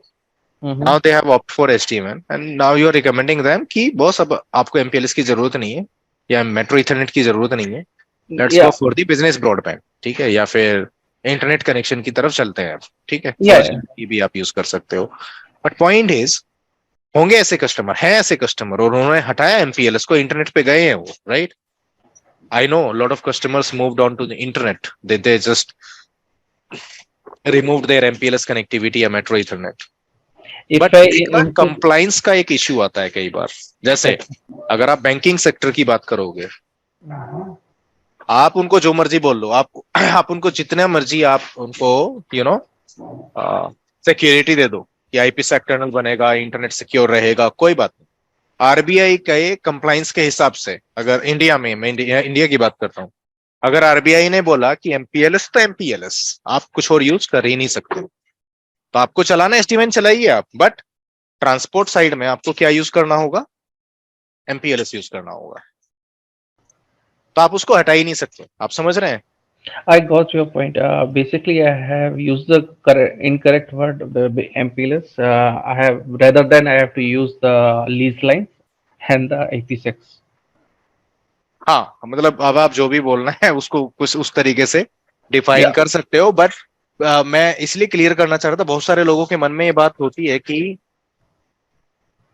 बहुत सारे लोगों के मन में बात होती है कि यार एमपीएलएस को खत्म कर दिया इसने। ऐसा नहीं है, No, nothing. Customers are still using MPLS, and खास करके जो बैंकिंग कस्टमर्स हैं, जब तक उनके कंप्लाइंसेस में चेंजेस नहीं होंगे, उनका एक कंप्लाइंस होता है कि भाई आपको ये कंप्लाइंस फॉलो करना ही पड़ेगा, राइट? उनके अपने कंप्लाइंसेस होते हैं। Even most of the customers will not recommend internet in network. जैसे कि हमारा नेटवर्क ही है, हम लोग रिकमेंड करते ही नहीं, इंटरनेट को एक्सेस ही नहीं है, सिर्फ only MPLS. We have two transport, two different transport, so we are using only MPLS, not the internet.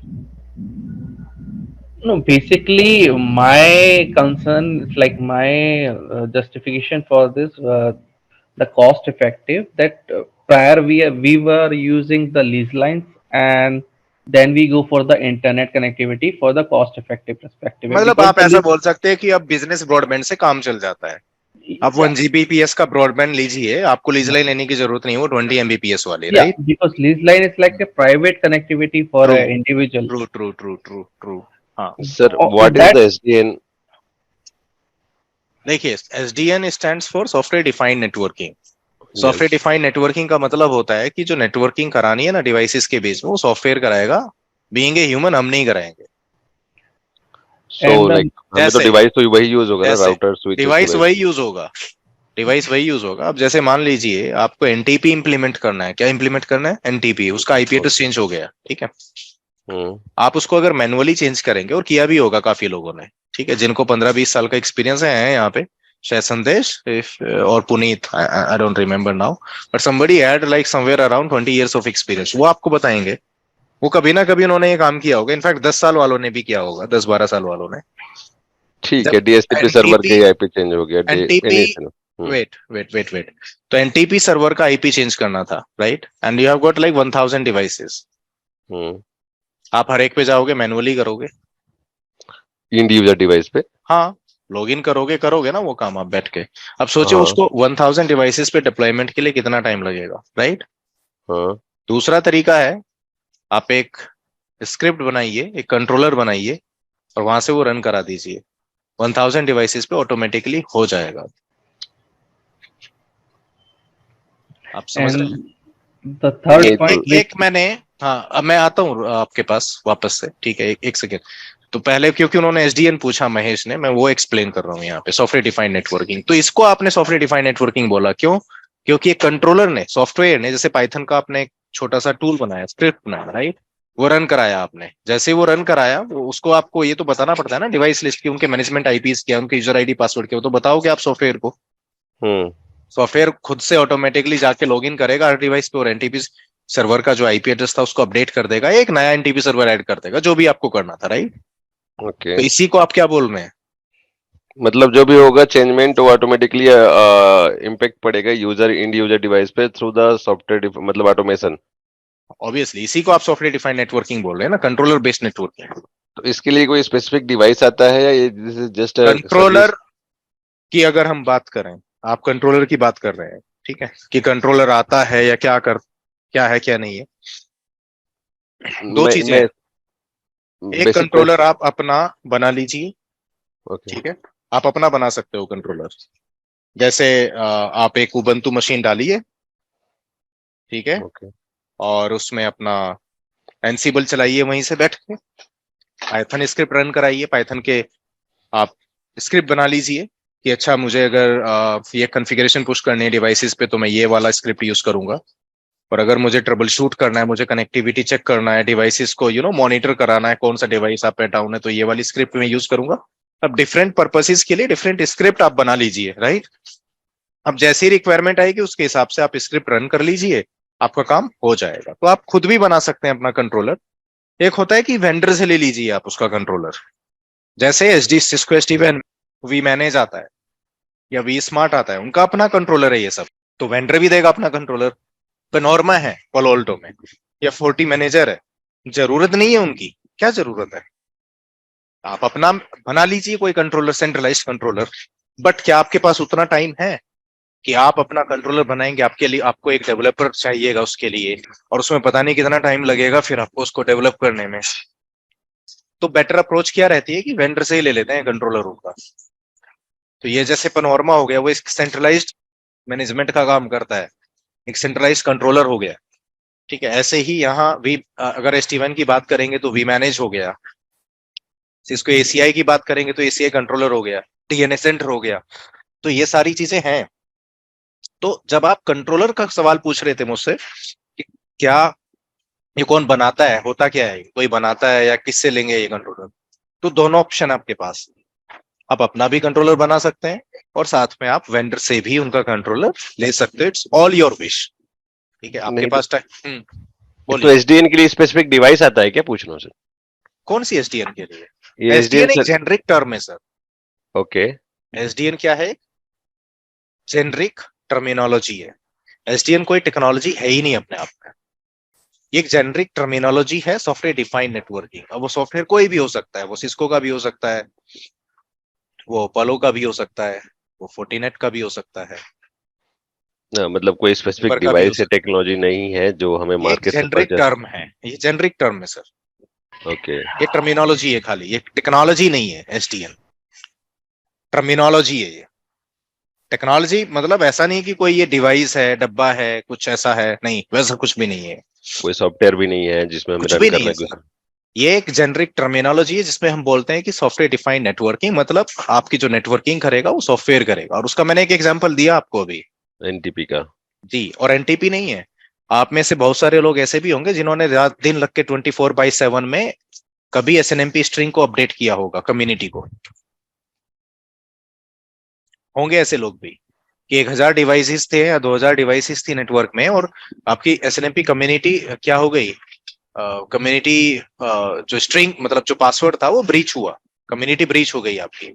और उसको आपको फिक्स करने के लिए आपका टारगेट आया कि अब इसको इमीडिएटली रिप्लेस करना है आपको।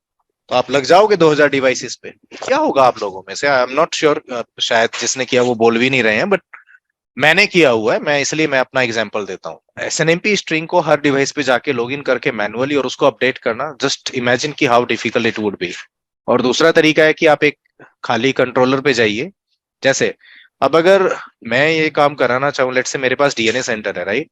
मैं डीएनए सेंटर से अपने जितने भी मेरे राउटर्स एंड स्विचेस हैं मैं मैनेज कर रहा हूँ डीएनए सेंटर से। डीएनए सेंटर में एसएनएमपी कम्युनिटी अपडेट करने के लिए ना सिर्फ एक जगह मुझे चेंज करना पड़ेगा, वो है डीएनए सेंटर कंट्रोलर के ऊपर। जैसे मैं कंट्रोलर पे अपडेट करूंगा, वो जितने भी राउटर और स्विचेस एसोसिएटेड होंगे ना उस कंट्रोलर पे, वहां ऑटोमेटिकली वो पुश हो जाएगा। आपको कहीं पे जाकर के कुछ करने की जरूरत नहीं है। सेम आप एक पाइथन का टूल बना सकते हैं, उसको आप बताइए, मतलब उसमें थोड़ा कॉम्प्लेक्सिटी जाता है, बट डीएनए सेंटर में it has been so easy, right, I mean so easy. Same अगर आप SD-WAN यूज कर रहे हैं तो जितने भी आपके वैनेज राउटर्स होंगे, क्या होंगे, वैनेज राउटर्स, उन पे अगर आपको एसएनएमपी कम्युनिटी स्ट्रिंग को अपडेट करना है तो आपको खाली एक छोटा सा टेम्पलेट होगा वी मैनेज के ऊपर, जाके अपडेट कीजिए, पुश कीजिए, सभी पे पुश हो जाएगा, हो गया। Same goes with NTP. या ऐसे बहुत सारी चीजें, ऐसे बहुत सारे जैसे AAA सर्वर का आईपी एड्रेस चेंज होना है, रेडियस सर्वर का आईपी चेंज होना है, आपके पास 2000 डिवाइसेस हैं और आप मैनुअली चेंज कर रहे हैं। Just imagine how much time it will take. हम कभी ट्रिपल ए सर्वर और ये डीएचसीपी सर्वर का आईपी मैनुअली डालते ही नहीं ना, तो एनटीपी का ही डाल, कभी इंड यूजर पे तो ऑटोमेटिक अपडेट होगा ना सर? कौन से एंड यूजर की बात नहीं कर रहा हूँ मैं सर, मैं तो डिवाइसेस की बात कर रहा हूँ, 1000 नेटवर्क डिवाइसेस की डिवाइस, बात कर रहा हूँ जी। नेटवर्क डिवाइसेस की बात 1000 राउटर, स्विच, फायरवॉल, मैं उनकी बात कर रहा हूँ, लोड बैलेंसर्स। मैं एंड यूजर की तो बात ही नहीं कर रहा, एंड यूजर तो लाखों में होंगे ना। Yes yes. एंड यूजर की मैं 500 1000 से बात नहीं करूंगा या 2000 से। ओके। ये सिर्फ नेटवर्क इक्विपमेंट्स हैं आपकी। So SDN is a part of SDN? नहीं, अब मैं एसडीएन की बात कर रहा था, तो एसडीएन समझ आया? एसडीएन क्या, सॉफ्टवेयर डिफाइंड नेटवर्किंग, जिसमें कि आप सॉफ्टवेयर की हेल्प से क्या कराते हैं, नेटवर्किंग कराते हैं। प्रॉब्लम्स मैंने आपको कुछ किसने बताया था, राजकुमार सिसोदिया ने कुछ एक्सप्लेन किया था। राजकुमार, अब मैं वापस आई सर्कल बैक टू यू, क्योंकि आप कुछ और भी बता रहे थे। Now you can explain further more, अगर if you have something left. Yeah, the major point for this software-defined network, it's like hardware based as well. We can consider it because we are centralizing the control plane in a. You can say it's like we are separating the control plane from the hardware side. Hmm So only the data plane is just trying to. As of now, the data plane will be used by the only the hardware. Hmm So that's why we consider the it's hardware effective as well. हम्म मतलब performance थोड़ा सा better हो Yep, जाएगा, yeah, right? yeah. It's you can say like the performance would be the better for the all the device. तो control plane आप basically centralise कर रहे हैं, ऑफलोड Yep, कर रहे हैं आप जो एंड डिवाइसेस हैं, और उसको एक सेंट्रलाइज कंट्रोलर पे लेकर के जा रहे हैं, right? That's what right, you are trying to say. right. हाँ, वो भी है, वो भी है, ठीक है। तो That's all I know. हाँ, Just नहीं नहीं नहीं नहीं, that's good, that's good, right? चलिए, अब एसडीएन को भी थोड़ा सा इसको साइड में रखते हैं फिलहाल। मैं कुछ चीजें यहाँ पे डिस्कस करूंगा। पहले मैं एक ट्रेडिशनल नेटवर्किंग की बात करता हूँ यहाँ पे, ठीक है? जैसे एक DC1 हो गया आपका, राइट? एक DC2 हो गया। पहले ना आइडियली डिजाइन ऐसे ही होता था, ठीक है? एक फॉर एग्जांपल आईएसपी है, आईएसपी से कनेक्शन आप DC1 में भी लोगे, और एक आईएसपी मान लीजिए DC2 में भी है। एक बैकएंड कनेक्शन होगा इन दोनों के बीच में डीसीस के बीच में, और एमपीएलएस प्रोवाइडर भी होंगे, जैसे MPLS1,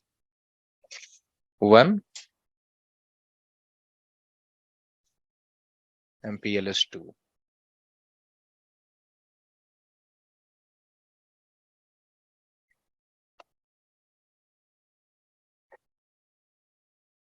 ब्रांच, रिमोट ब्रांचेस हैं, आइडियली दो दो MPLS लेकर के रखोगे।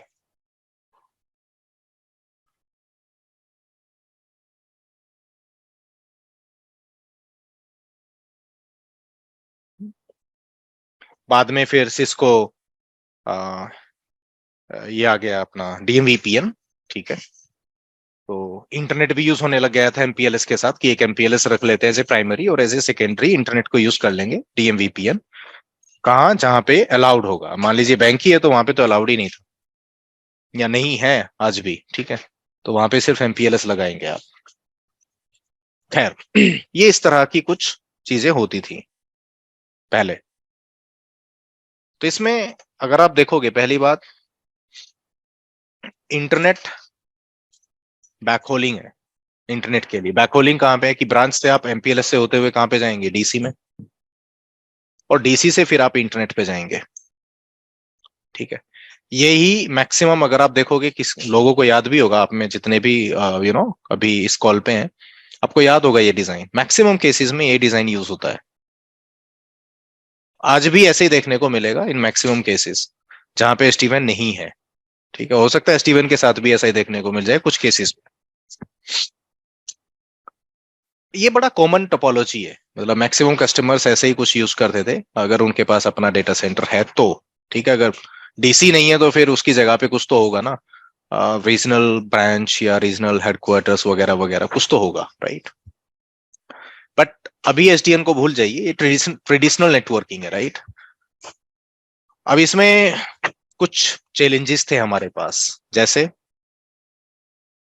मान लीजिए इंटरनेट एक्सेस है आपका वाया DC ओनली, तो अगर जो यूजर ब्रांचेस में, रिमोट ब्रांच में बैठा है, राइट, उसको इंटरनेट एक्सेस करना है, तो वो पहले उसकी बैकहोलिंग होगी DC में, then that will go to the internet.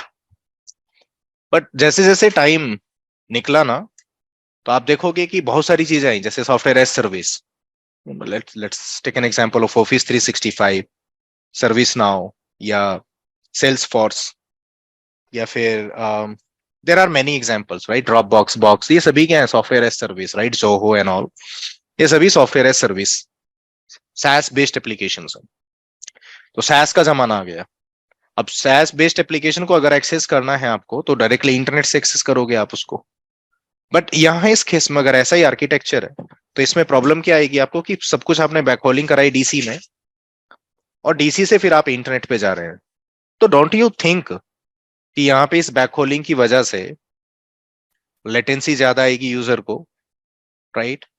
और जो एप्लीकेशन का परफॉर्मेंस है इस एंड यूजर के लिए, SaaS बेस्ड एप्लीकेशन का जो परफॉर्मेंस है, क्या वो अप टू द मार्क रहेगा? मतलब आप खुद समझिए कि कितना लेटेंसी आ सकती है यहाँ पे, राइट? जो एप्लीकेशन ये डायरेक्टली इंटरनेट से एक्सेस कर सकता था उसके लिए पहले डीसी में जाता है और डीसी से फिर इंटरनेट पे जाता है। So it will add lots of latency, तो परफॉर्मेंस इश्यू रहेगा। ये एक मेजर प्रॉब्लम हमारे सामने आई, ठीक है? दूसरा, ये तो ठीक है, इंटरनेट का मैंने बताया लेटेंसी है। दूसरा, मान लीजिए कोई यूट्यूब का एक्सेस देना है, मतलब अब अगर आप धीरे धीरे देखोगे तो जो एप्लीकेशंस हैं वो रिच हो गई हैं, उनको ज्यादा बैंडविड्थ चाहिए, राइट? जो एप्लीकेशंस हैं वो रिच हो गई है, जैसे यूट्यूब हो गया। यूट्यूब में पहले पहले तो एचडी का ऑप्शन नहीं था, अब तो है ना। तो एप्लीकेशंस भी रिच हो गई है, उनको ज्यादा बैंडविड्थ की जरूरत है, ठीक है? अब अगर ज्यादा बैंडविड्थ की जरूरत है तो वो कहां से दोगे आप? समझ आया आपको? ये छोटे छोटे इश्यूज हैं। और बताता हूं, कितने लोग हैं ऐसे, जैसे ये वैन फेसिंग राउटर है, आप आइडियली यहाँ पे एक राउटर रहेगा और राउटर के पीछे हो सकता है L3 स्विच लगे हों ब्रांचेस में, राइट? होगा, राइट? ऐसे ही होता है ना ब्रांचेस में, राउटर होगा, राउटर पे आप MPLS टर्मिनेट कराओगे, उसके पीछे L3 स्विच होगा या L2 भी हो सकता है, कुछ भी हो सकता है, ठीक है? और यहाँ पे सिंगल सीपी डुअल सीपी दोनों हो सकते हैं। सिंगल सीपी का मतलब एक ही कस्टमर एज पे एक ही राउटर लगा हुआ है, या दो दो राउटर भी हो सकते हैं, दो अलग अलग की, दो MPLS तो दो अलग अलग राउटर पे टर्मिनेट कराओ, राइट?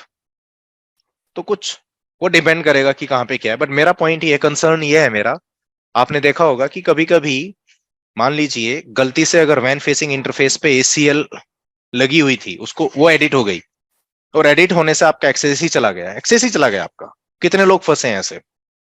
मैं अभी SDN की बात ही नहीं कर रहा, मैं आपको SDN की बात, मैं सिर्फ चैलेंजेस की बात करूंगा यहाँ पे, सिर्फ चैलेंजेस की बात करूंगा, ठीक है? आप बताइए कितने, मतलब कोई फंसा है अभी तक कि नहीं? मतलब मैंने तो बहुत सारे लोगों को देखा है, सुना है, मैं नहीं फंसा वो अलग बात, बट आप में से आई एम नॉट श्योर कि कितने लोगों ने ये देखा है रियल टाइम में, गलती से ACL एडिट हो गई and then you lost access, ठीक है? या कई बार इंटरफेस शट डाउन हो गया गलती से। अब उसके लिए मैकेनिज्म, जैसे सिस्को राउटर्स में तो पहले से ही आता है, आप उसमें EM स्क्रिप्ट बना के रख सकते हो पहले से कि अगर इंटरफेस डाउन हो जाता है तो वो ऑटोमेटिकली क्या करते हैं, उसको अनशट कर दे। बट कितने लोगों को आता है वो? कितने लोग प्रोएक्टिवली उसको करके रखेंगे? क्या कभी कोई फंसा नहीं होगा? तो वैन फेसिंग इंटरफेस कई बार शट डाउन हो जाता है आपसे गलती से, तो पूरा एक्सेस जाएगा आपका। कई बार ACL एडिट हो जाती है तो एक्सेस जाएगा आपका, तो फंसोगे आप। समझ रहे हैं? इसके अलावा आप ये देखिए, ये वैनेज राउटर्स हैं आपके, राइट? ये वैनेज राउटर्स हैं आपके, वैनेज के पीछे कुछ लेयर 3 स्विच या यू नो राउटर्स भी लगे हो सकते हैं, काफी हो सकता है बैकएंड में, राइट? अब अगर ऐसा है बैकएंड में कि ऐसा कुछ है ये, राइट, ब्रांचेस, और हर एक रिमोट ब्रांच में राउटर के पीछे कुछ आपके L3 डिवाइसेस भी हैं, काफी कुछ है। मान लीजिए इन वैनेज राउटर पे आपको आपका BGP चला हुआ है MPLS में ना, आइडियली BGP ही चला के रखते थे हम यहाँ पे, है ना, BGP चल के रखता है। मान लीजिए आपका प्राइमरी पाथ था MPLS 1 टू रीच DC, है ना? आपका MPLS 1 जो है वो प्राइमरी था और ये सेकेंडरी है। बट अभी आपके मैनेजमेंट ने डिसाइड किया कि नहीं, ये मान लीजिए ये टाटा था प्राइमरी आपका और एयरटेल था आपका सेकेंडरी। अब आपकी हायर मैनेजमेंट ने डिसाइड किया कि नहीं, एक काम कीजिए, एयरटेल को अब आप प्राइमरी बना दीजिए और टाटा को हम एज ए सेकेंडरी यूज करेंगे। कभी किया है ये आपने? मतलब आई एम नॉट श्योर, बट होता है ये, आज भी होता है ऐसा, ठीक है, कि अगर एक प्रोवाइडर, दो प्रोवाइडर है आपके, एक प्राइमरी एक सेकेंडरी है, तो कई बार फ्लिप करना पड़ता है बिकॉज मैनेजमेंट वैसी डिमांड रखती है कि अच्छा ये अब इसको प्राइमरी बनाइए, इसको सेकेंडरी बनाइए, ठीक है। तो अगर ऐसा हुआ है आपका, ठीक है, तो आप सोचिए, आपको, आपके पास मान लीजिए 500 ब्रांच ऑफिस है, 500 रिमोट ऑफिस है, 500 रिमोट ऑफिस में जाकर के आपको बीजीपी की पॉलिसी को चेंज करना पड़ेगा सभी पे इंडिविजुअली। क्यों? क्योंकि सबका अपना कंट्रोल प्लेन चल रहा है, सभी पे इंडिविजुअली इंडिपेंडेंटली बीजीपी कॉन्फ़िगर्ड है। आप किसी एक राउटर पे जाकर के चेंज नहीं कर सकते, आपको हर एक रिमोट ब्रांच में जाके लॉगिन करना पड़ेगा और वो राउट बीजीपी की जो पॉलिसी है वो चेंज करना पड़ेगा। अब कुछ लोग कह सकते हैं नहीं सर डीसी में ही चेंज कर देंगे, डीसी से कुछ ऐसा एट्रीब्यूट लगा के भेजेंगे कि सभी रिमोट ऑफिस के लिए एमपीएलएस 1 प्राइमरी बन जाए या एमपीएलएस 2 प्राइमरी बन जाए, ऐसा कर देंगे, कर सकते हो वो भी। बट लेट्स से कि आपका रिमोट ब्रांच में पॉलिसीज कॉन्फ़िगर्ड है, तो फिर आपको 500 ब्रांचेस में जाकर के लॉगिन करना पड़ेगा और वो आपको अपडेट करना पड़ेगा, चाहे वो लोकल प्रेफरेंस हो बीजेपी की या कुछ भी हो सकता है वो। मेरा पॉइंट ये है कि आपको ये मैनुअली करना पड़ेगा। मैंने आपको एसीएल का बताया, फंसे होंगे कभी, मैंने आपको बताया कि इंटरफेस शटडाउन हो सकता है, मैंने बताया कि प्राइमरी सेकेंडरी चेंज करना हो आपको। उसके अलावा सोचिए, इसके अलावा एक और एग्जांपल देता हूं मैं आपको। मैं सिर्फ यहाँ पे चैलेंजेस की बात कर रहा हूं, मैं प्रॉब्लम नहीं गिना रहा हूं, चैलेंजेस बता रहा हूं आपको। एक नई ब्रांच इंट्रोड्यूस हो गई, नई ब्रांच, ब्रांड न्यू, ठीक है, आप कैसे ऑनबोर्डिंग करते हो? किसी कोई बताएगा प्रोसेस मेरे को आइडियली?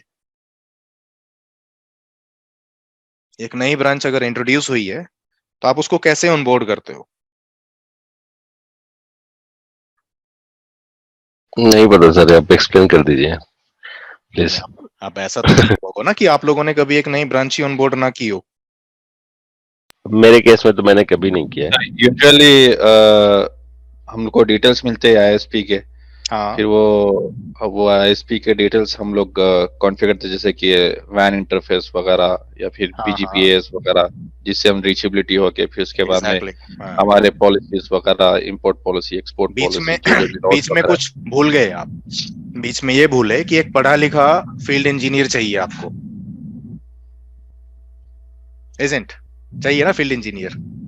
जी जी बराबर, फिजिकल हाँ कनेक्टिविटी के लिए। हाँ एक पढ़ा लिखा फील्ड इंजीनियर चाहिए जी जिसको आप वो राउटर दोगे और उसको जी बोलोगे कि जाकर के ये कनेक्शन कीजिए, प्लस कंसोल लेकर के ये कॉन्फ़िगरेशन पेस्ट कर देना। आप पहले उसको रेडी करेंगे नोटपैड में, ठीक है, और आप उसको वो दे दोगे कि ये कॉन्फ़िगरेशन पेस्ट कर देना। अब कई केस में कॉन्फ़िगरेशन पेस्ट करने के बाद भी आपके पास कंसोल एक्सेस या टेलनेट या एसएसएच के थ्रू एक्सेस आपके पास नहीं आता है, तो आप क्या करते हैं, फिर उसको बोलते हो कि आ जाओ भाई स्क्रीन शेयर कर दो वेबएक्स पे, राइट?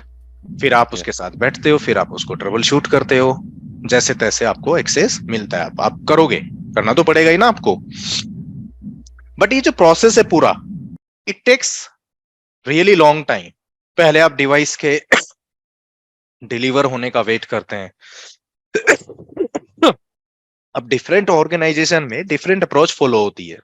जैसे कुछ ऑर्गेनाइजेशन में क्या होता है कि जब डब्बा परचेज करते हैं ना नई साइट के लिए, तो उसको पहले वहां शिप कराया जाता है जहां पे आपकी मेन टीम, मतलब जहां पे आप बैठे हो डिजाइनर से आर्किटेक्ट, आप बैठे हुए सोल्यूशन आर्किटेक्ट, वहां जाएगा वो डब्बा, वहीं रेडी करेंगे, उस पर पूरा कॉन्फ़िगरेशन लोड कर देंगे। फिर वहां से फील्ड इंजीनियर एक उसको उठाएगा, पिक करेगा और रिमोट साइट पे लेकर के जाएगा, वहां वो जाकर के उसको कनेक्ट करेगा डब्बे को। एक्सपेक्टेड ये होता है कि कनेक्ट होने के बाद आपको एक्सेस मिल जाएगा, बट कई बार कुछ छूट जाता है, तो फिर आप वो बैठ के स्क्रीन शेयर करा के ट्रबल शूट करते हो, कंसोल एक्सेस चाहिए आपको। फिर उस काम के लिए फील्ड इंजीनियर एक ठीक अच्छे लेवल का होना चाहिए, अच्छे लेवल मतलब टेक्निकली साउंड होना चाहिए, राइट? वो फील्ड इंजीनियर आपको वहां पे आपको जरूरत पड़ेगी। And it takes time as well, it takes time, ठीक है। तो ये पूरा प्रोसेस है एक नई ब्रांच को ऑनबोर्ड करने का। और अगर मैं ये बोलूं आपको अब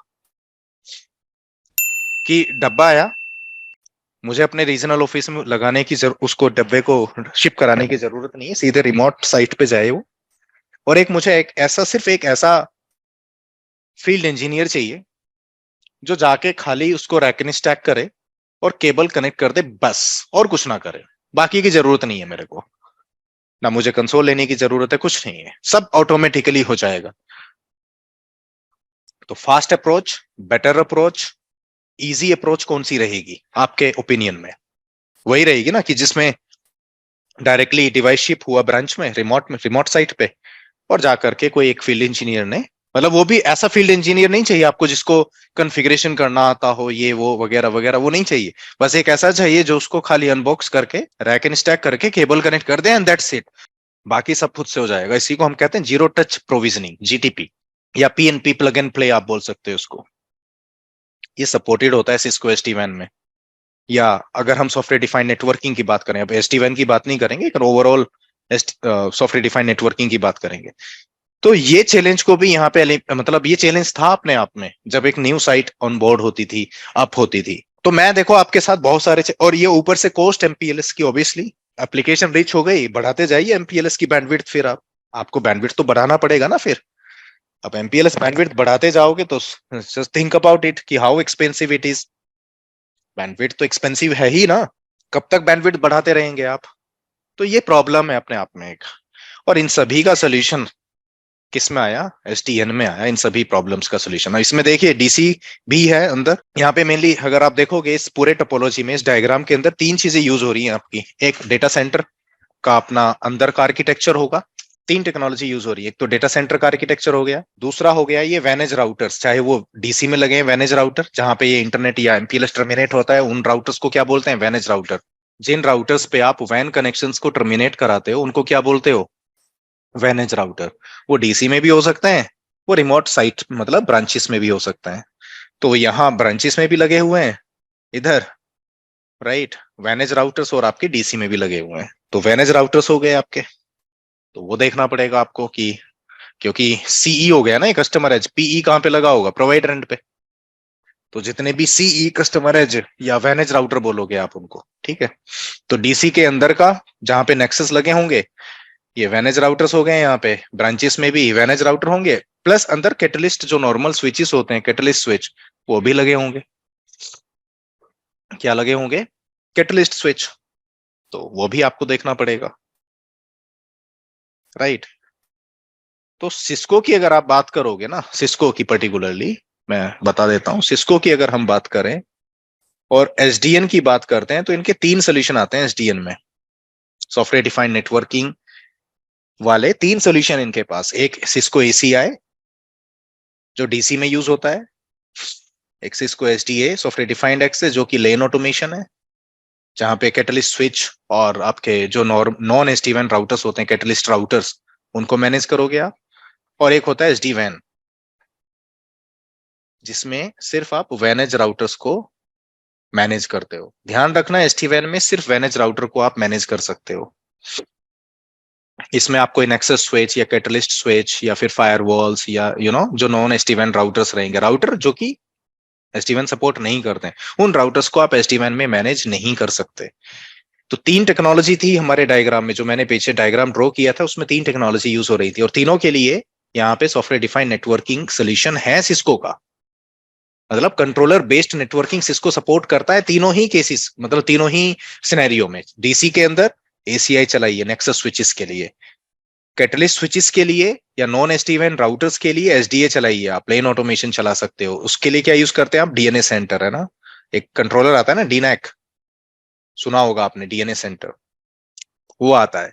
फिर SD-WAN आ गया आपके वैनेज राउटर्स को या कस्टमर एज राउटर्स को, CE होता है ना ये बेसिकली, कस्टमर एज राउटर्स को मैनेज करने के लिए, उसके लिए वैनेज SD-WAN आया। तो सिस्को के पास ये तीन अलग अलग सॉल्यूशंस हैं। आप जो इस ट्रेनिंग में करने वाले हो कवर, वो सिर्फ एक पार्ट कवर करने वाले हो। तो SDN is pretty much vast, बहुत कुछ है इसमें। और मैंने बताया सिस्को के अंदर ये तीन सोल्यूशन है। अब SDN में और भी बहुत सारी चीजें हैं सिस्को में, जैसे सिस्को में NSO आता है, ठीक है, उसका अपना एक ऑर्केस्ट्रेटर है एक अलग से, ठीक है, और भी बहुत सारे ऑर्केस्ट्रेटर आते हैं सिस्को में, बट मेनली ये तीन टेक्नोलॉजी है इनकी आज के टाइम में। ACI डेटा सेंटर के लिए जो कि नेक्सस स्विचेस को ऑटोमेट करता है, SDA जो कि कैटलिस्ट स्विचेस को ऑटोमेट करेगा, प्लस नॉन SD-WAN राउटर्स को, मतलब वो राउटर जिन पे SD-WAN नहीं चलेगा, मतलब जो लेन साइड में राउटर लगे होंगे ना आपके, ठीक है, प्लस SD-WAN जो है वो है वैनेज राउटर्स को मेंटेन करने के लिए या वैनेज राउटर्स को मैनेज करने के लिए। सिर्फ वैन राउटर्स को मैनेज करने के लिए। ध्यान रखना एसडी वैन में आप कोई फायरवॉल मैनेज नहीं कर सकते, आप कोई कैटलिस्ट स्विच मैनेज नहीं कर सकते, आप कोई नेक्सस स्विच मैनेज नहीं कर सकते, सिर्फ वैनेज राउटर्स को ही मैनेज करोगे आप, ध्यान रखना। और जो कोई भी एसडी वैन टेक्नोलॉजी ले लो, खाली सिस्को की ही बात। अच्छा एक चीज और ध्यान रखना, जब हम ये एसडी वैन की बात करते हैं तो कोई ओपन सोर्स टेक्नोलॉजी नहीं है एज ऑफ टुडे। हर वेंडर का अपना अपना सोल्यूशन, जैसे सिस्को एसडी वैन का अपना, सिस्को का अपना एसडी वैन सोल्यूशन है, जूनिपर का अपना है, पोलोल्टो का अपना है, फोर्टिनेट का अपना है, Silver Peak, VeloCloud, Versa, Nokia, ऐसे बहुत सारे जिनको मैं नहीं जानता, right? But these are few names that I remember, that I have on top of my head as of now, right? तो सिस्को SD-WAN, सिस्को का एक SD-WAN solution है, कोई ओपन सोर्स टेक्नोलॉजी नहीं है इसकी, बट हर एक वेंडर का अपना अपना एक SD-WAN टेक्नोलॉजी है। बहुत सारे वेंडर्स हैं SD-WAN में। सिस्को तो था ही नहीं, मैंने बताया ना पहले, सिस्को था ही नहीं SD-WAN में। अच्छा एक चीज और ध्यान रखना, जब हम SD-WAN की बात करते हैं तो सिस्को में दो सोल्यूशन आते हैं, तो होता है सिस्को SD-WAN और एक होता है मेराकी SD-WAN। तो यहाँ पे आप मेराकी SD-WAन कवर नहीं करने वाले हैं, यहाँ मेराकी SD-WAN नहीं है। तो सिस्को के SD-WAN में भी within SD-WAN they have got like two different options for you. एक मेराकी SD-WAN होता है जिसमें मेराकी डिवाइसेस, MX डिवाइसेस आप यूज करते हो, फायरवॉल होता है वो SD-WAN सोल्यूशन सपोर्ट करता है, और एक सिस्को SD-WAN। तो जो आप यहाँ पे जो कवर करने वाले दैट इज सिस्को SD-WAN, या इसको आप वेबटेला SD-WAN भी बोल सकते हो, आप ये कवर करने वाले हैं,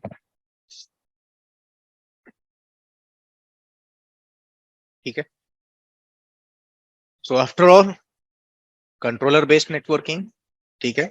अभी मैंने आपको पीछे बताया था, जब मैंने डायग्राम ड्रॉ किया तो हर एक ब्रांच राउटर पे जो वैनेज राउटर लगा हुआ था, हर एक का अपना कंट्रोल प्लेन है।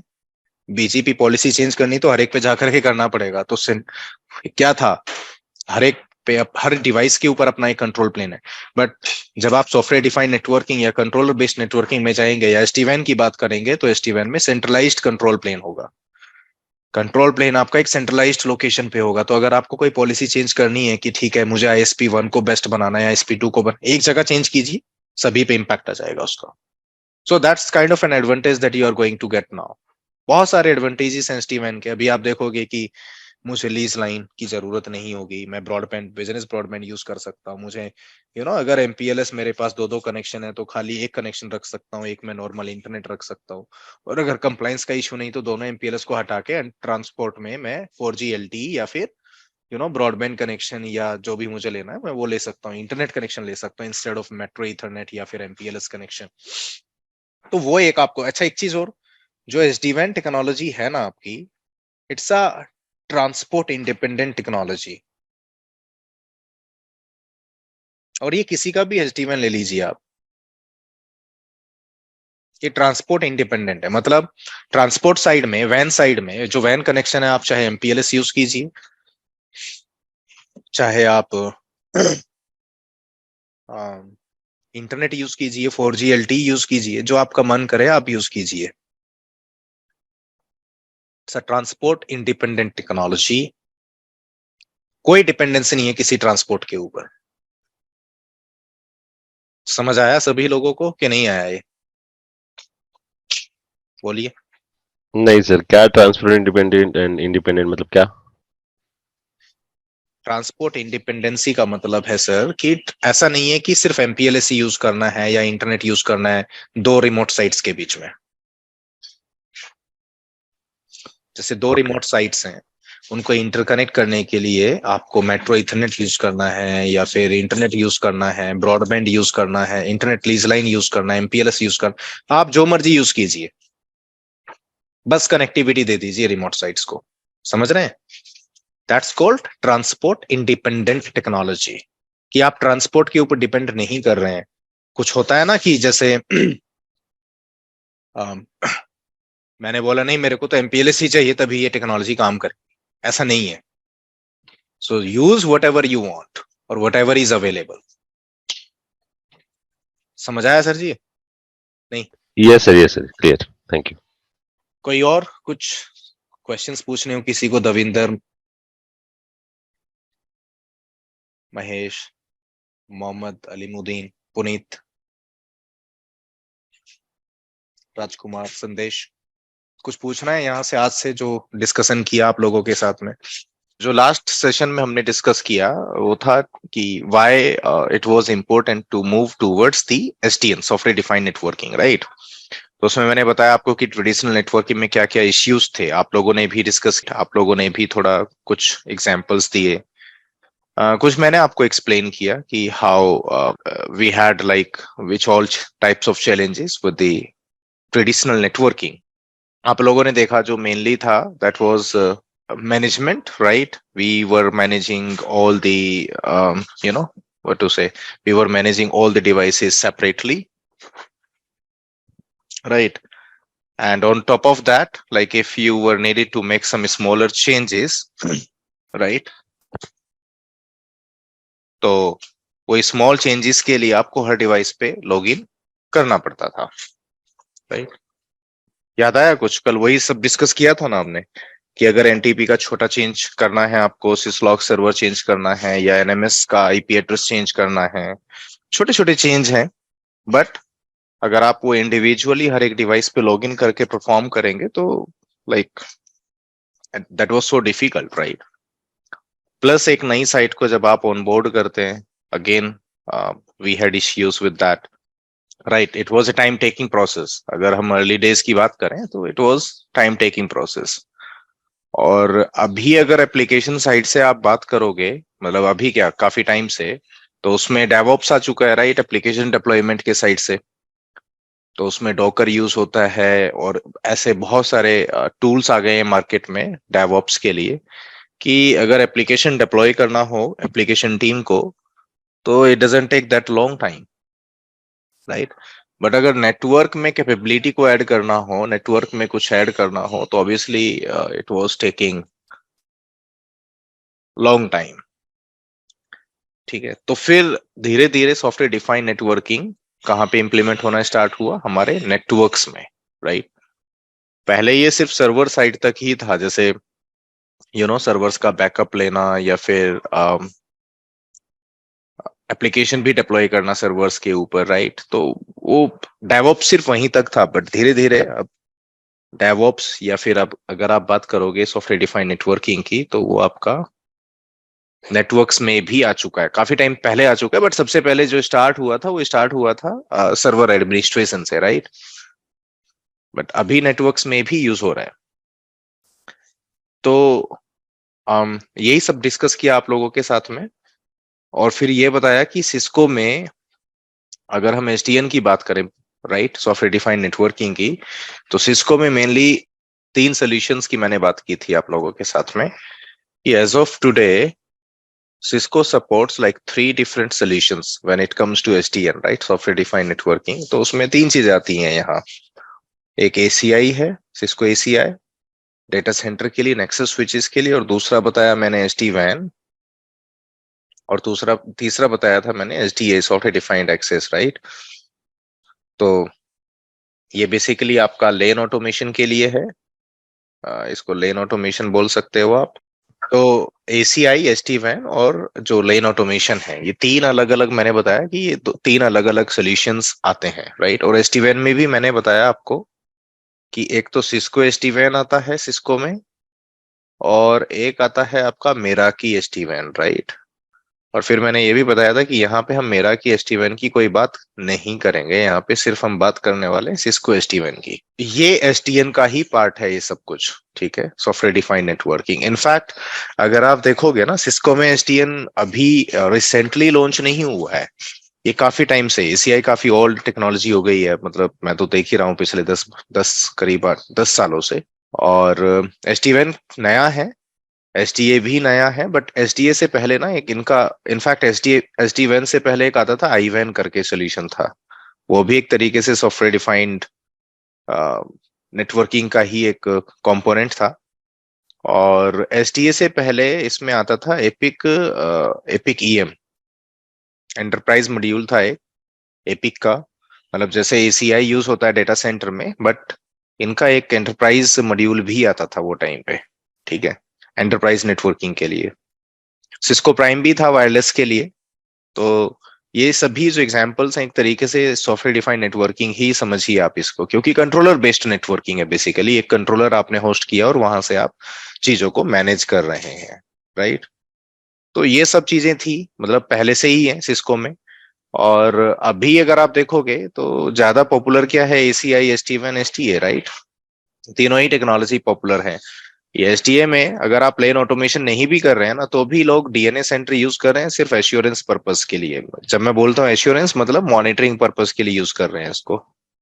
और खाली मॉनिटरिंग ही नहीं करता वो टाइम पे, मॉनिटरिंग के अलावा ये आपको ट्रबल शूटिंग, ये आपको कॉन्फ़िगरेशन कराने में डिवाइसेस के ऊपर टेम्पलेट्स वगैरह बना सकते हो। उसके अलावा आप यहाँ पे डिवाइसेस को अपग्रेड करना, रिप्लेस करना, वो सारी चीजें आप परफॉर्म कर सकते हो using DNA centre.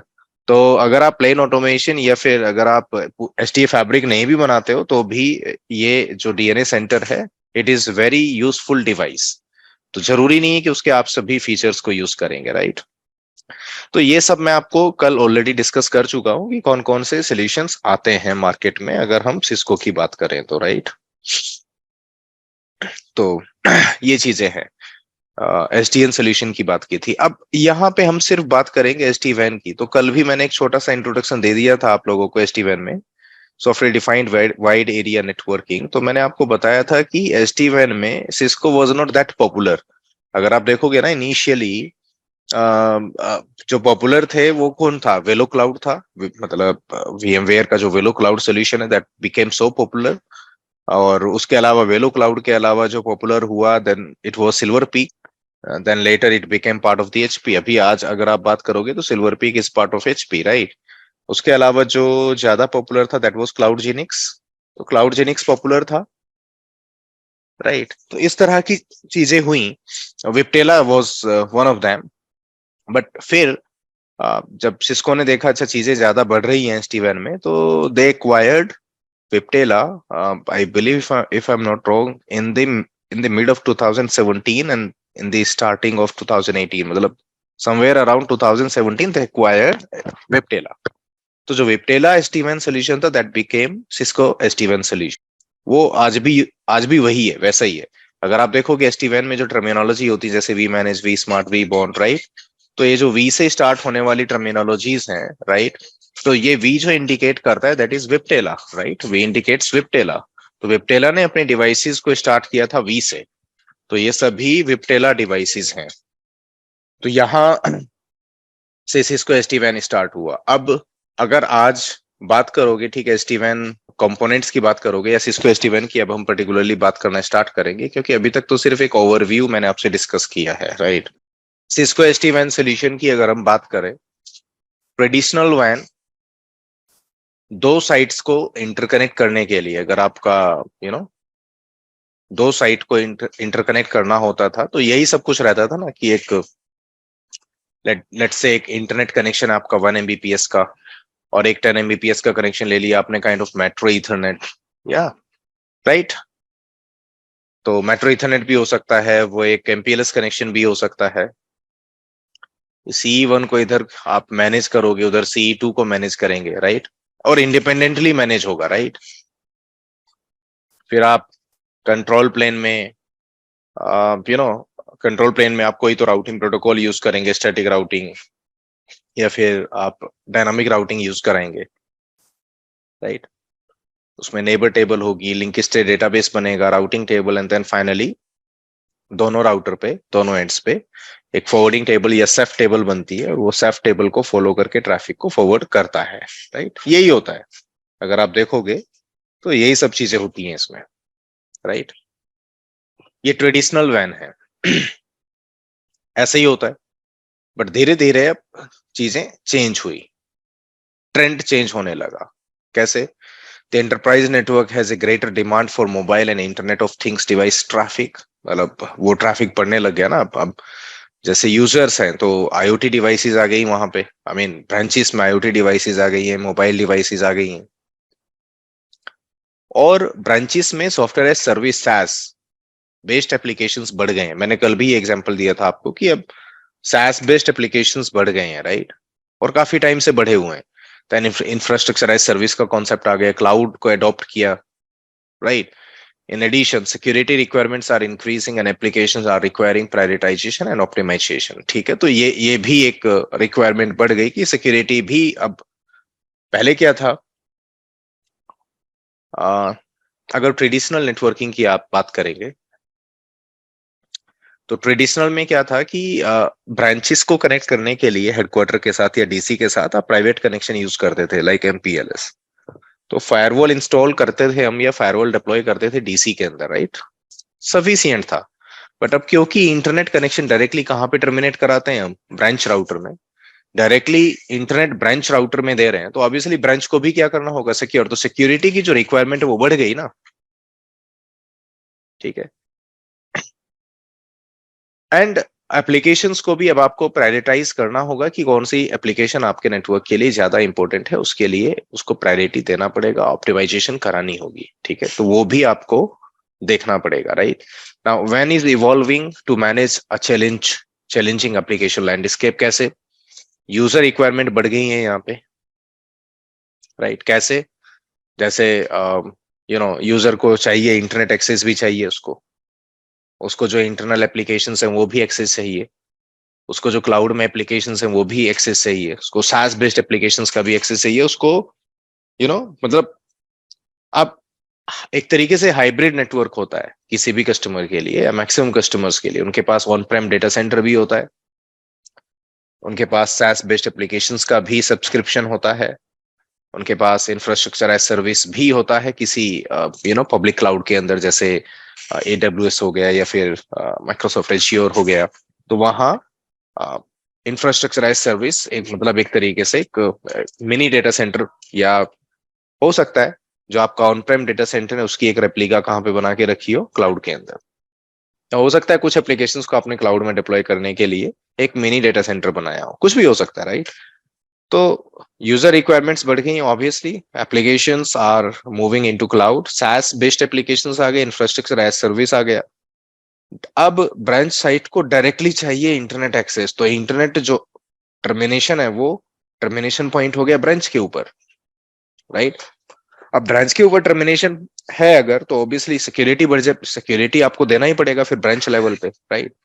Access at any time from anywhere, इसका मतलब ये है कि आपको आपके एप्लीकेशंस का एक्सेस हमेशा चाहिए और कहीं से भी चाहिए, किसी भी आप साइट पे जाएं आपको एप्लीकेशन का एक्सेस मिलना चाहिए। इनफैक्ट आजकल तो खैर रिमोट एक्सेस VPN का जमाना है कि अगर आप घर से भी काम करते हैं तो आप तो घर से काम करते हुए भी आपको सभी एप्लीकेशंस का एक्सेस मिलेगा, राइट।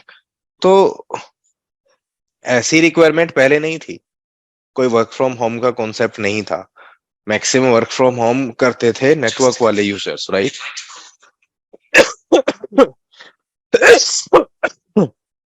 सॉरी। सो मैं बोल रहा हूँ यहाँ पे पहले ये रिमोट वर्क या रिमोट यूजर का कोई कॉन्सेप्ट नहीं हुआ करता था, मैक्सिमम नेटवर्क इंजीनियर को जरूरत होती थी, वो भी इसलिए कि इमरजेंसी में उसको कभी लॉगिन कराना पड़ता था, और वो भी ज्यादातर केस में स्क्रीन शेयर पे ही काम होता था, राइट। या फिर एक कॉन्सेप्ट था, अगर आपने देखा होगा पहले, एक IPsec टनल बनता था आपके विंडोज ऑपरेटिंग सिस्टम से।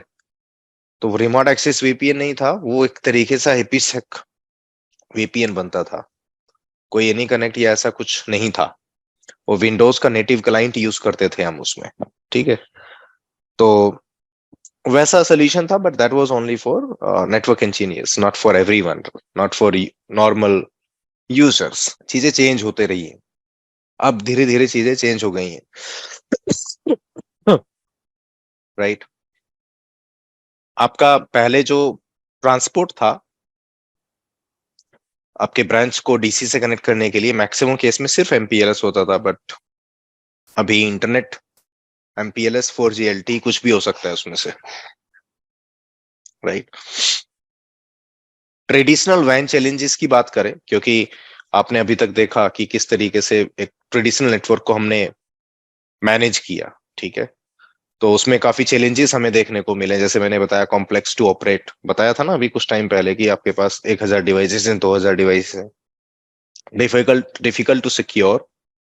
अगर आपको सिक्योर कनेक्टिविटी चाहिए भी तो आपको क्या करना पड़ता था, जैसे मान लीजिए आपको एमपीएलएस ट्रांसपोर्ट मिला, I mean you used MPLS transport for connecting your remote sites with the data centre, ठीक है। बट उसमें अगर आपको सिक्योरिटी चाहिए, आप चाहते हैं कि ट्रैफिक से इनक्रिप्ट होकर के जाए, तो आप वीपीएन, आईपीसेक वीपीएन बनाते हो, बट वो मैनुअली बनाते हो। नाउ जस्ट इमेजिन कि if you have got like 1000 of branches, तो कितने 1000 ऑफ आईपीसेक टनल आप बनाओगे और मैनुअली कॉन्फ़िगर करोगे, मैनुअली उसको ट्रबल शूट करोगे। So like it is very difficult, right. User experience poor क्यों था? क्योंकि कोई भी एप्लीकेशन का एक्सेस करना होगा, मैक्सिमम बैक होलिंग होती थी। अगर हम ट्रेडिशनल वैन की बात करें, पूरा बैक होलिंग कराओगे आप कहाँ पे, डीसी में, और डीसी से फिर आप इंटरनेट या जहां भी जाना होगा या जो भी एप्लीकेशन का एक्सेस देना होगा वो डीसी से दिलाओगे आप।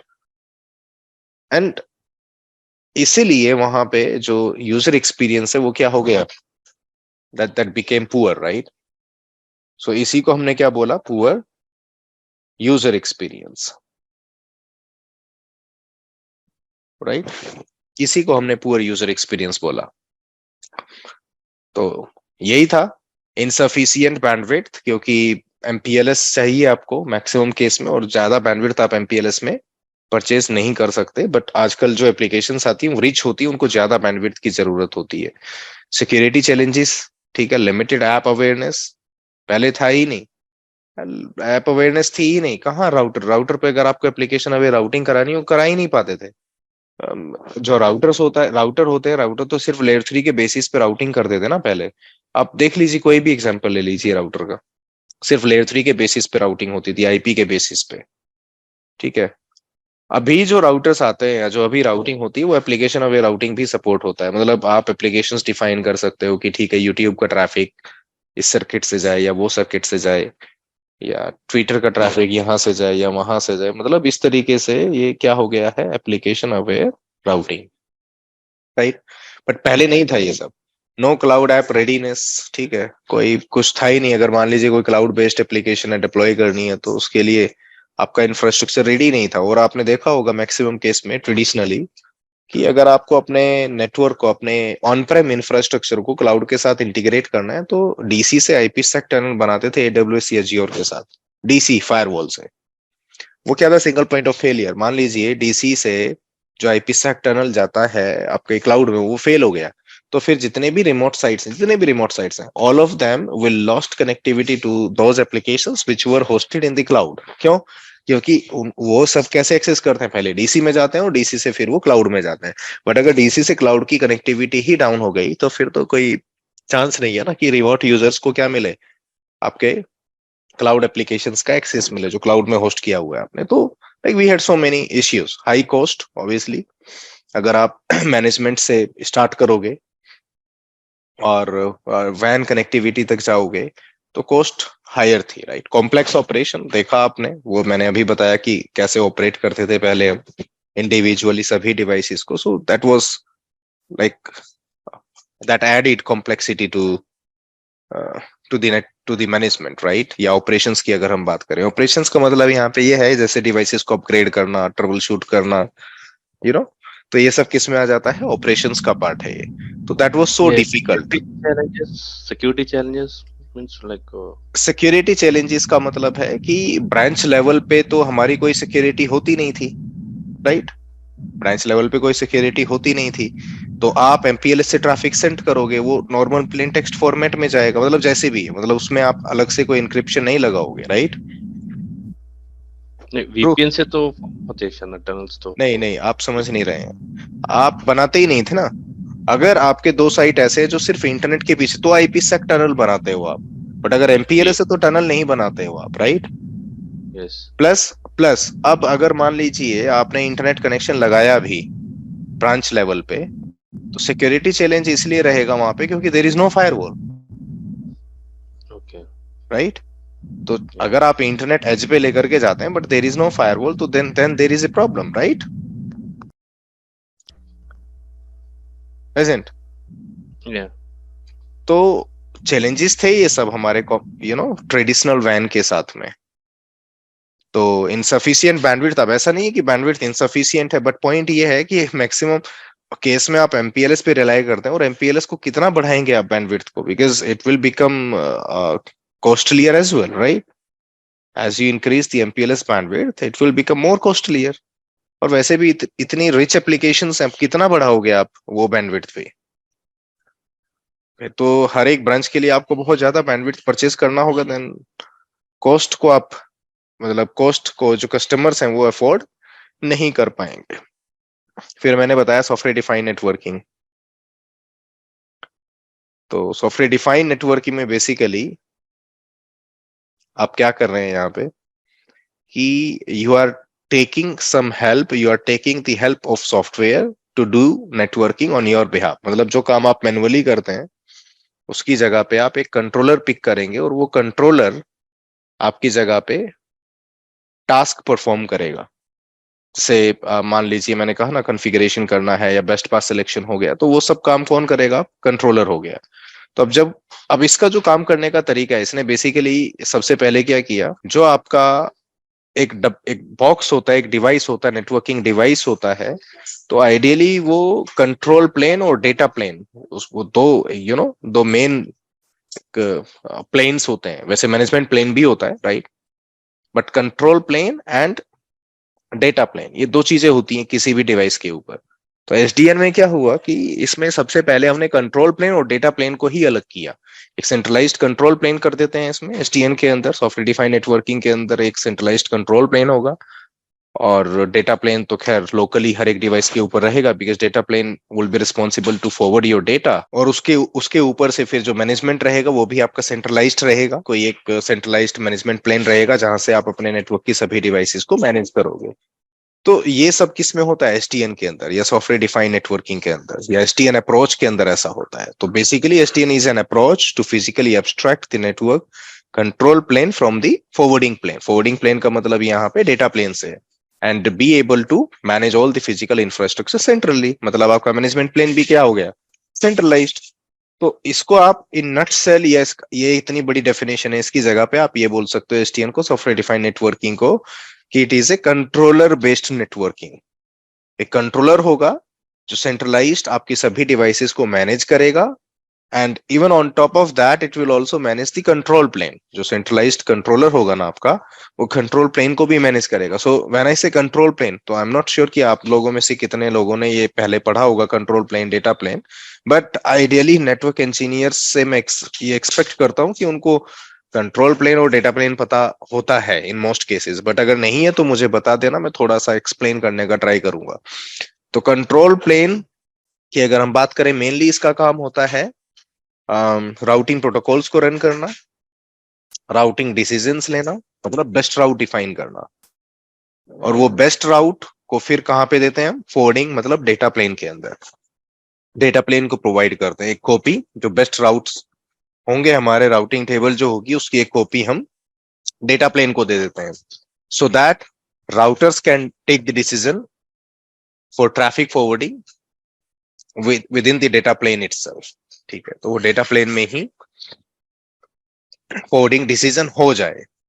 तो ये सब किसका पार्ट है? एसटीएन का। तो मेनली आप क्या कर रहे हैं एसटीएन के अंदर? एक कंट्रोलर होस्ट करेंगे जो कि सेंट्रलाइज्ड मैनेजमेंट का काम करेगा, कि आप वहीं से बैठे बैठे सभी डिवाइसेस को मैनेज कर पाएंगे। प्लस अगर आप कंट्रोल प्लेन की बात करेंगे तो वो भी सेंट्रलाइज्ड होगा। इसका मतलब अब आपका जो बेस्ट पास सिलेक्शन है वो राउटर नहीं परफॉर्म करेगा।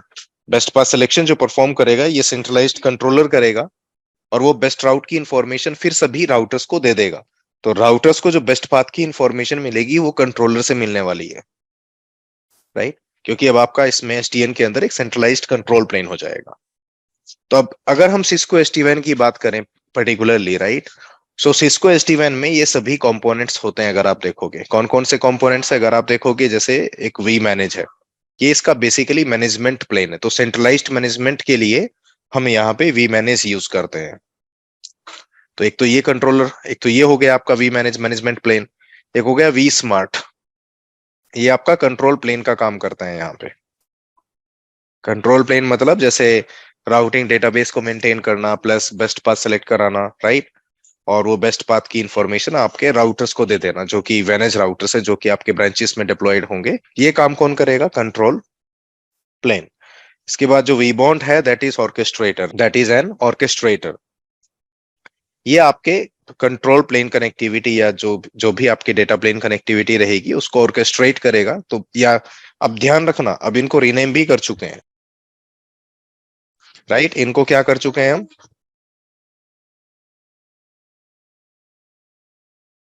तो इनको रीनेम कर चुके हैं हम। जो वी मैनेज है, ठीक है, उसको हमने अब बोलना स्टार्ट कर दिया है Cisco SD-WAN manager. SD-WAN manager. और जो वी स्मार्ट है, अब इसको रीनेम किया है किसके साथ? वी स्मार्ट को अब हमने बोलना स्टार्ट कर दिया है SD-WAN कंट्रोलर। सिर्फ SD-WAN controller, catalyst, Cisco catalyst SD-WAN controller, right? V bond को अब इन्होंने बोलना स्टार्ट कर दिया वैलिडेटर, राइट? तो टर्मिनोलॉजी में चेंज हुआ है, बट कौन से वर्जन से? 20.12, जो हम यूज नहीं कर रहे हैं अभी। ये जो मोस्ट रिसेंट वर्जन है ये सिस्को का 20.12, बट अभी जो ट्रेनिंग्स हो रही हैं या जो डिप्लॉयमेंट है प्रोडक्शन में, वो मैक्सिमम 20.6 और 20.9 पे हो रही है। तो हमारे लैब में जो इंस्टॉल्ड है अभी 20.6 है, ठीक है? तो इसमें जो टर्मिनोलॉजी रहेगी वो यही रहने वाली है, V manage, we smart and V bond, पुराने वाले। जो न्यू टर्मिनोलॉजी आई है वो आई है 20.12 के अंदर। जो वर्जन 20.12 लॉन्च किया सिस्को ने, उसमें ये न्यू टर्मिनोलॉजीज को इन्होंने डिफाइन, न्यू टर्मिनोलॉजीज को यूज किया इन कंट्रोल कंपोनेंट्स के लिए। जैसे वी मैनेज को इन्होंने क्या बोला? SD-WAN manager. या वी स्मार्ट को क्या बोला अब इन्होंने? SD-WAN controller. या वी बॉन्ड को इन्होंने अब क्या बोला है? वैलिडेटर। तो ये ही टर्मिनोलॉजी आपको दिखाई देगी अगर आप वर्जन 20.12 यूज करेंगे, बट उससे पहले तो यही रहने वाला है जो आपके सामने है। मैं फिर से रिपीट कर देता हूं कि मैनेजमेंट के लिए वी मैनेज यूज होगा, मतलब वी मैनेज का आप GUI एक्सेस लेंगे और वहीं से आप सब कुछ मैनेज करने वाले हैं। जितने भी आपके मैनेज राउटर्स होंगे उस पर कॉन्फ़िगरेशन पुश कराना है, या फिर आपको उस पर कुछ पॉलिसीज बनाना है, जैसे राउट फिल्टरिंग करना है, या लेट से आपको एप्लीकेशन अवे राउटिंग करना है, या फिर कुछ आपको क्लाउड बेस्ड एप्लीकेशन को होस्ट करना है, चाहे वो SaaS बेस्ड एप्लीकेशन हो या क्लाउड के साथ इंटीग्रेशन है। आपको डेटा प्लेन पॉलिसीज बनानी है, जैसे डायरेक्ट इंटरनेट एक्सेस आपको देना है अपने एंड यूजर्स को। वो सब यहीं पे बैठ के, मतलब जो भी करोगे आप यहां से करोगे सब कुछ। चाहे आपको कॉन्फ़िगरेशन चेंजेस करने हैं, चाहे आपको ट्रबल शूट करना है, चाहे आपको डिवाइसेस, सभी डिवाइसेस को अपग्रेड करना है, मतलब ऑपरेशंस वाले टास्क भी यहीं से होंगे और इम्प्लीमेंटेशन वाले टास्क भी यहीं से होंगे, वी मैनेज से बैठ के। और अच्छी बात यह है, अगर आप देखोगे यहाँ पे, कि वी मैनेज को आप थर्ड पार्टी जो एप्लीकेशंस हैं उनके साथ भी आप इंटीग्रेट कर सकते हो। जैसे सर्विस नाउ आजकल काफी फेमस है, राइट? सर्विस नाउ फेमस है ना टिकेटिंग टूल में। तो सर्विस नाउ का इंटीग्रेशन हो जाएगा वी मैनेज के साथ। क्यों? क्योंकि ये REST API सपोर्ट करता है, ये API इंटीग्रेशन सपोर्ट करता है। तो API सपोर्ट करता है क्योंकि ये डिवाइस, तो आप इंटीग्रेशन भी इसका थर्ड पार्टी एप्लीकेशंस के साथ इजीली कर सकते हो। So that's that.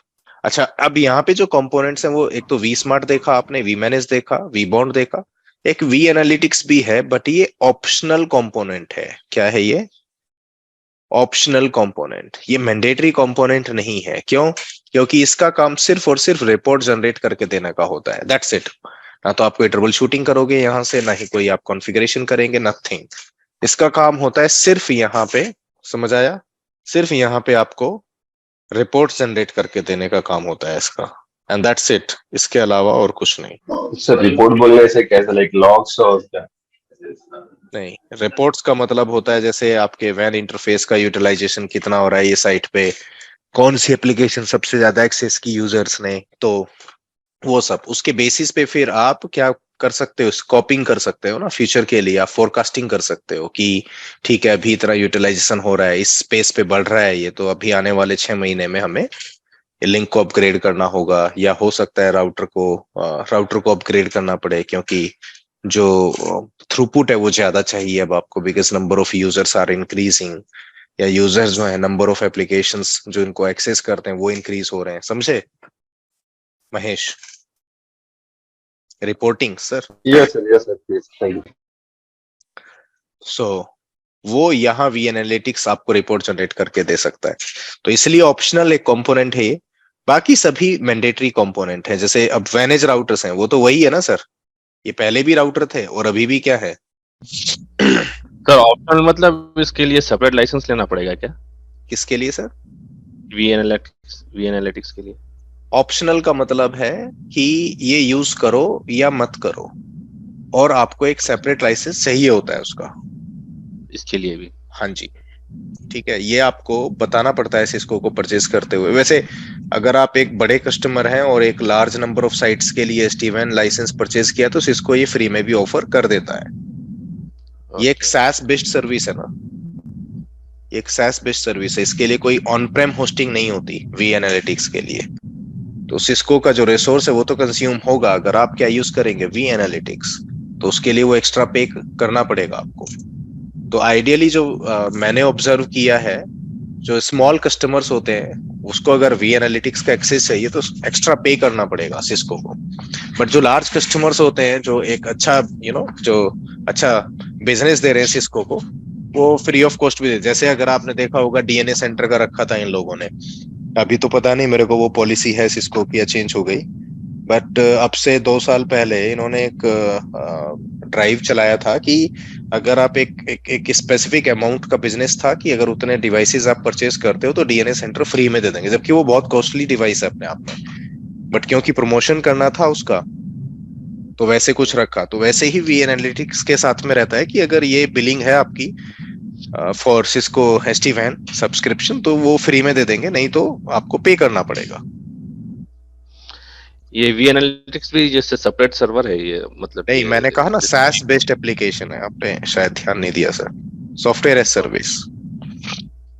So on premise server में ऑन प्रेम में नहीं होता वी एनालिटिक्स सर, तभी SaaS बेस्ड एप्लीकेशन है। अच्छा, तो सर हमारे पास इंटरनेट कनेक्टिविटी नहीं है तो फिर इसको एक्सेस नहीं कर सकते? ये नहीं कर पाओगे आप, हमारे पास विदाउट इंटरनेट चलता है सब हर चीज, तो ये सब यूज नहीं कर MPLS सकते बेस्ड आप। नहीं कर सकते। नहीं इसको ये ऑन प्रीमिसेस में कुछ भी ऐसा ऑप्शन नहीं है सर इसका, वी एनालिटिक्स का? नहीं सर, ओके। ऑन प्रेम में वी एनालिटिक्स का कुछ है ही नहीं, ये एज ए SaaS सर्विस ही आपको मिलता है। ओके, और वो भी जबकि आपका पूरा वी मैनेज ये सब वी स्मार्ट वो भी इंटरनेट से कनेक्टिविटी रही तो ही एक्सेस रहेगा शायद। रिपोर्ट वी मैनेज के पास इंटरनेट होना मैंडेटरी होगा, क्योंकि जो वी एनालिटिक्स आपका ये जो आपका SaaS बेस्ड एप्लीकेशन है, ये वी मैनेज से फैच करता है पूरा इंफॉर्मेशन। ओके। तो वी एनालिटिक्स तो खैर इंटरनेट पे ही है, क्योंकि तो SaaS बेस्ड एप्लीकेशन है एक सॉफ्टवेयर एज सर्विस, तो ये तो इस पे तो इंटरनेट है ही पहले से। All you need is just to provide internet connectivity to your V manage. अगर आप वी मैनेज को इंटरनेट कनेक्टिविटी नहीं दे सकते तो फिर ये वी एनालिटिक्स को आप यूज नहीं कर सकते। ओके सर ये जितने भी डिवाइस है जैसे मैंने जो वी स्मार्ट और ये मैनेज राउटर, ये सभी फिजिकल डिवाइस ही आते हैं। ये सभी डिवाइस, क्या क्वेश्चन क्या था आपका? फिजिकल डिवाइस अवेलेबल होते हैं राइट, और ये सभी हमें और हमारे ये जो मैसेज वी मैनेज है, वी स्मार्ट है, वी बॉन्ड, राइट, इनमें कोई भी डिवाइस फिजिकल डिवाइस नहीं है, ये सभी वर्चुअल डिवाइसेस हैं। तो हम इसको किसी अपने ऑन प्रीमाइस डिवाइस आपका वॉइस ब्रेक होकर के आ रहा है, आपका वॉइस ब्रेक होकर के आ रहा है महेश, एक बार म्यूट कीजिए। मोहम्मद आप भी म्यूट कीजिए, शायद थोड़ा सा बैकग्राउंड नॉइज है आपका। नहीं एक्चुअली मैं हॉस्पिटल में था तो इसलिए थोड़ा सा इधर ही साउंड आ रहा था। तो ये जो है हम ऑन प्रीमाइस डिवाइस पे हाइपरवाइजर के थ्रू इसको इंस्टॉल कर सकते हैं और रन कर सकते हैं, या फिर क्लाउड बेस अगर रन करना है, मान लो आपने क्लाउड ले लिया AWS का, तो वहां पर भी स्पेस लेके वहां पर भी रन कर सकते हैं, ऐसा ही रहेगा ना? हाँ सर, मेरे को अब कंप्लीट करने दीजिए, कर ही रहा हूँ मैं उसको एक्सप्लेनेशन। ओके मैं कंप्लीट कर ही रहा हूँ एक्सप्लेनेशन। तो पॉइंट ये है कि जितने भी कंपोनेंट हैं, मोहम्मद अलीमुद्दीन आप म्यूट करेंगे एक बार थोड़ा सा प्लीज, थैंक यू। यस, जितने भी ये कंपोनेंट हैं आपके वी मैनेज, वी स्मार्ट या वी बॉन्ड, राइट, इनको कंट्रोल कंपोनेंट भी बोलते हैं, ये सभी वर्चुअल होते हैं, ये वर्चुअल कंपोनेंट्स होते हैं, मीनिंग दैट कि अगर आप क्लाउड में होस्ट करना चाहो तो कर सकते हो आप, क्योंकि वर्चुअल कंपोनेंट्स हैं, तो आप AWS या माइक्रोसॉफ्ट एज्योर, तो कोई भी एक क्लाउड ले लीजिए, आप वहां पे होस्ट कर सकते हो आप इनको, राइट। अगर आप ऑन प्रेम करना चाहोगे तो फिर या तो आपको KVM चाहिए, मतलब कोई तो हाइपरवाइजर चाहिएगा आपको, या फिर ESXi चाहिए आपको, तो वो हाइपरवाइजर चाहिए आपको, and then you will be deploying this control components on top of KVM ESXi। अच्छा, अब एक चीज ध्यान रखना,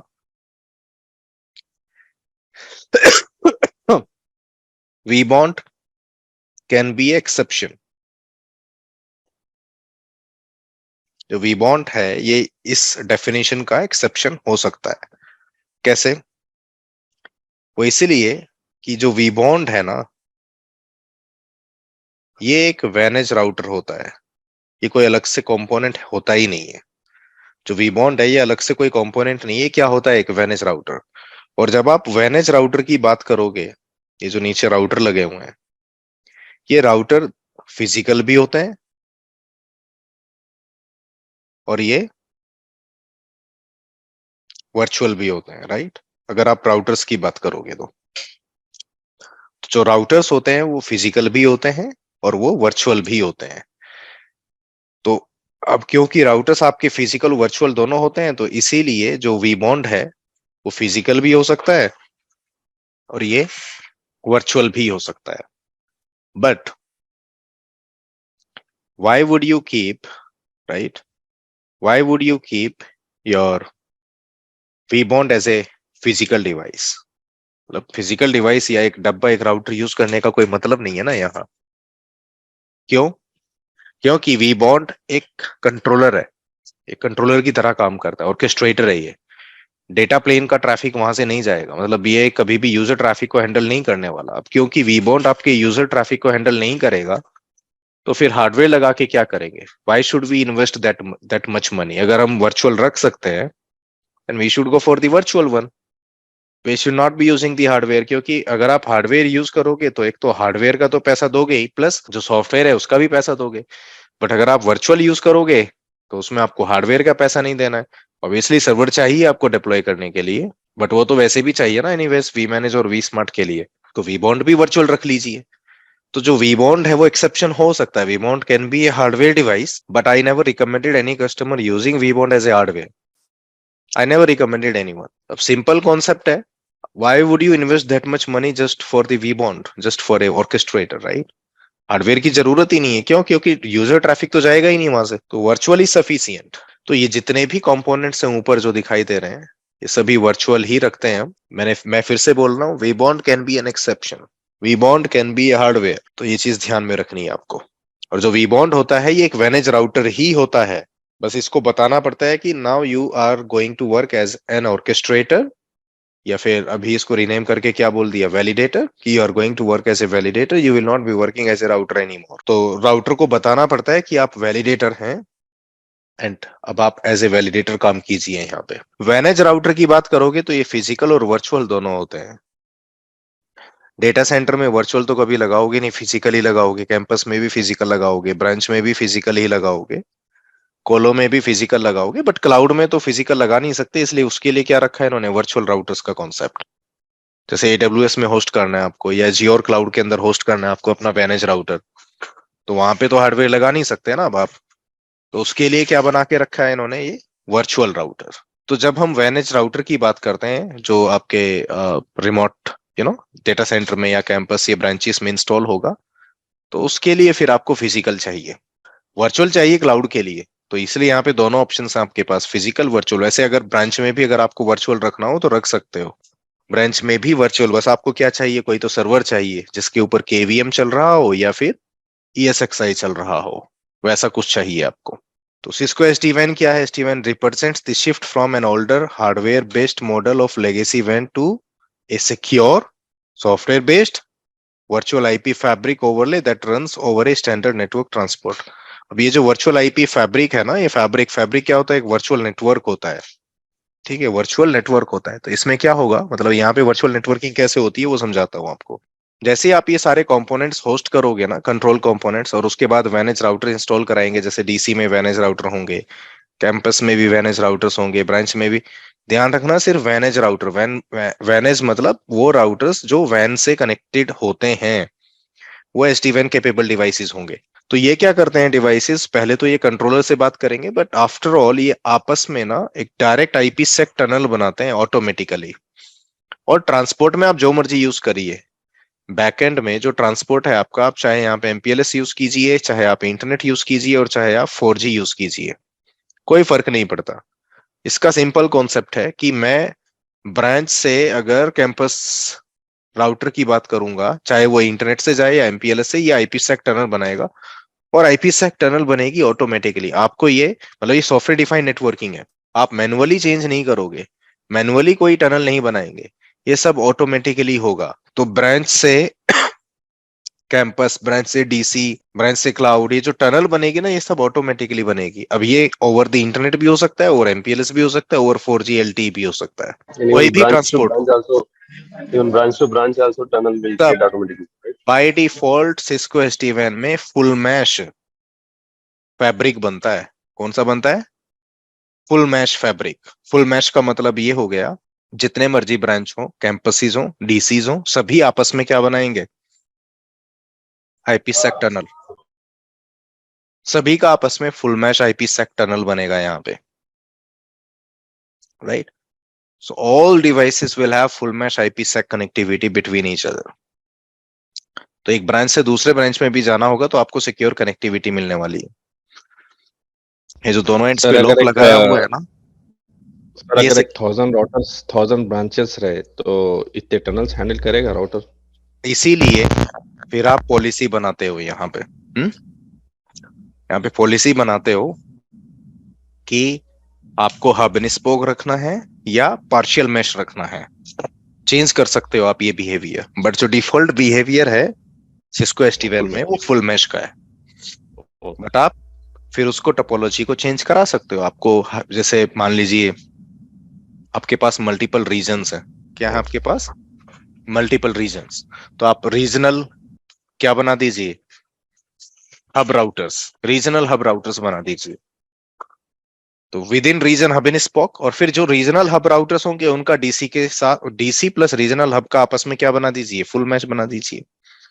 तो उसी को हम क्या बोलेंगे? Partial mesh, right? क्या बोल देंगे उसको? Partial mesh. तो डिपेंड्स अपॉन यू कि how you want to define the topology, but जो डिफॉल्ट बिहेवियर होता है वो फुल मैश रहता है। अब ये जो सवाल आपने मुझसे पूछा Halimuddin, that was a valid question actually. We have that issue on Cisco devices, ठीक है? मतलब अब जरूरी नहीं है सभी प्लेटफॉर्म की सेम कैपेसिटी, अगर फुल मैश मोड में जाएगा ये, तो just imagine if you have got 1000 of branches, तो how many tunnels it will be establishing, right? 1000 of tunnels will be created then, right? For 1000 of branches it will create 1000 of tunnels। और अभी तो मैंने आपको पूरा बताया नहीं है इसका ऑपरेशन। वो एक्चुअली अगर आप देखोगे 1000 of tunnel, 1000 of साइट से 1000 of tunnel ही नहीं बनेगी। वो डिपेंड करता है कि कितने ट्रांसपोर्ट है। अगर आपके पास मल्टीपल ट्रांसपोर्ट है तो उतना ही उसको आप डिवाइड कर लीजिए, ठीक है? तो बहुत ज्यादा टनल बन जाती है तो डिवाइस का परफॉर्मेंस डाउन हो जाता है। बाद में सिस्को ने इसमें एक फीचर ऐड किया जिसको बोलते हैं डायनामिक टनल्स। बाद में अभी 20.3 में आ गया था, वो अभी है 20.6 20.9 में ये डायनामिक टनल का कॉन्सेप्ट है। तो बाद में इन लोगों ने इसमें एक कॉन्सेप्ट ऐड किया जिसको बोलते हैं ये लोग डायनामिक टनल। तो डायनामिक टनल में क्या होता है कि अगर इसको लगेगा कि ये जो टनल है, मान लीजिए ब्रांच और कोलो के बीच में पिछले 10 मिनट से टनल आइडियल है, नो ट्रैफिक इज फ्लोइंग, ठीक है, तो वो टनल को हटा देगा ऑटोमेटिकली। बट फ्यूचर में जब जैसे ही ट्रैफिक हिट करेगा वापस से वो टनल आप आ जाएगी। तो डायनामिक टनल का कॉन्सेप्ट ऐड किया फिर सिस्को ने, just to eliminate that that you know that problem, और just to overcome that problem that we had before because of the number of sites. समझ गए अब आप? तो उससे भी तो दो सोल्यूशन आपके पास, डायनामिक टनल इनेबल कर दीजिए and on top of that just change your topology. Like by default, it will be a full mesh, but then you can change it to hub and spoke या partial mash, जो भी आपको रखना है, you keep that.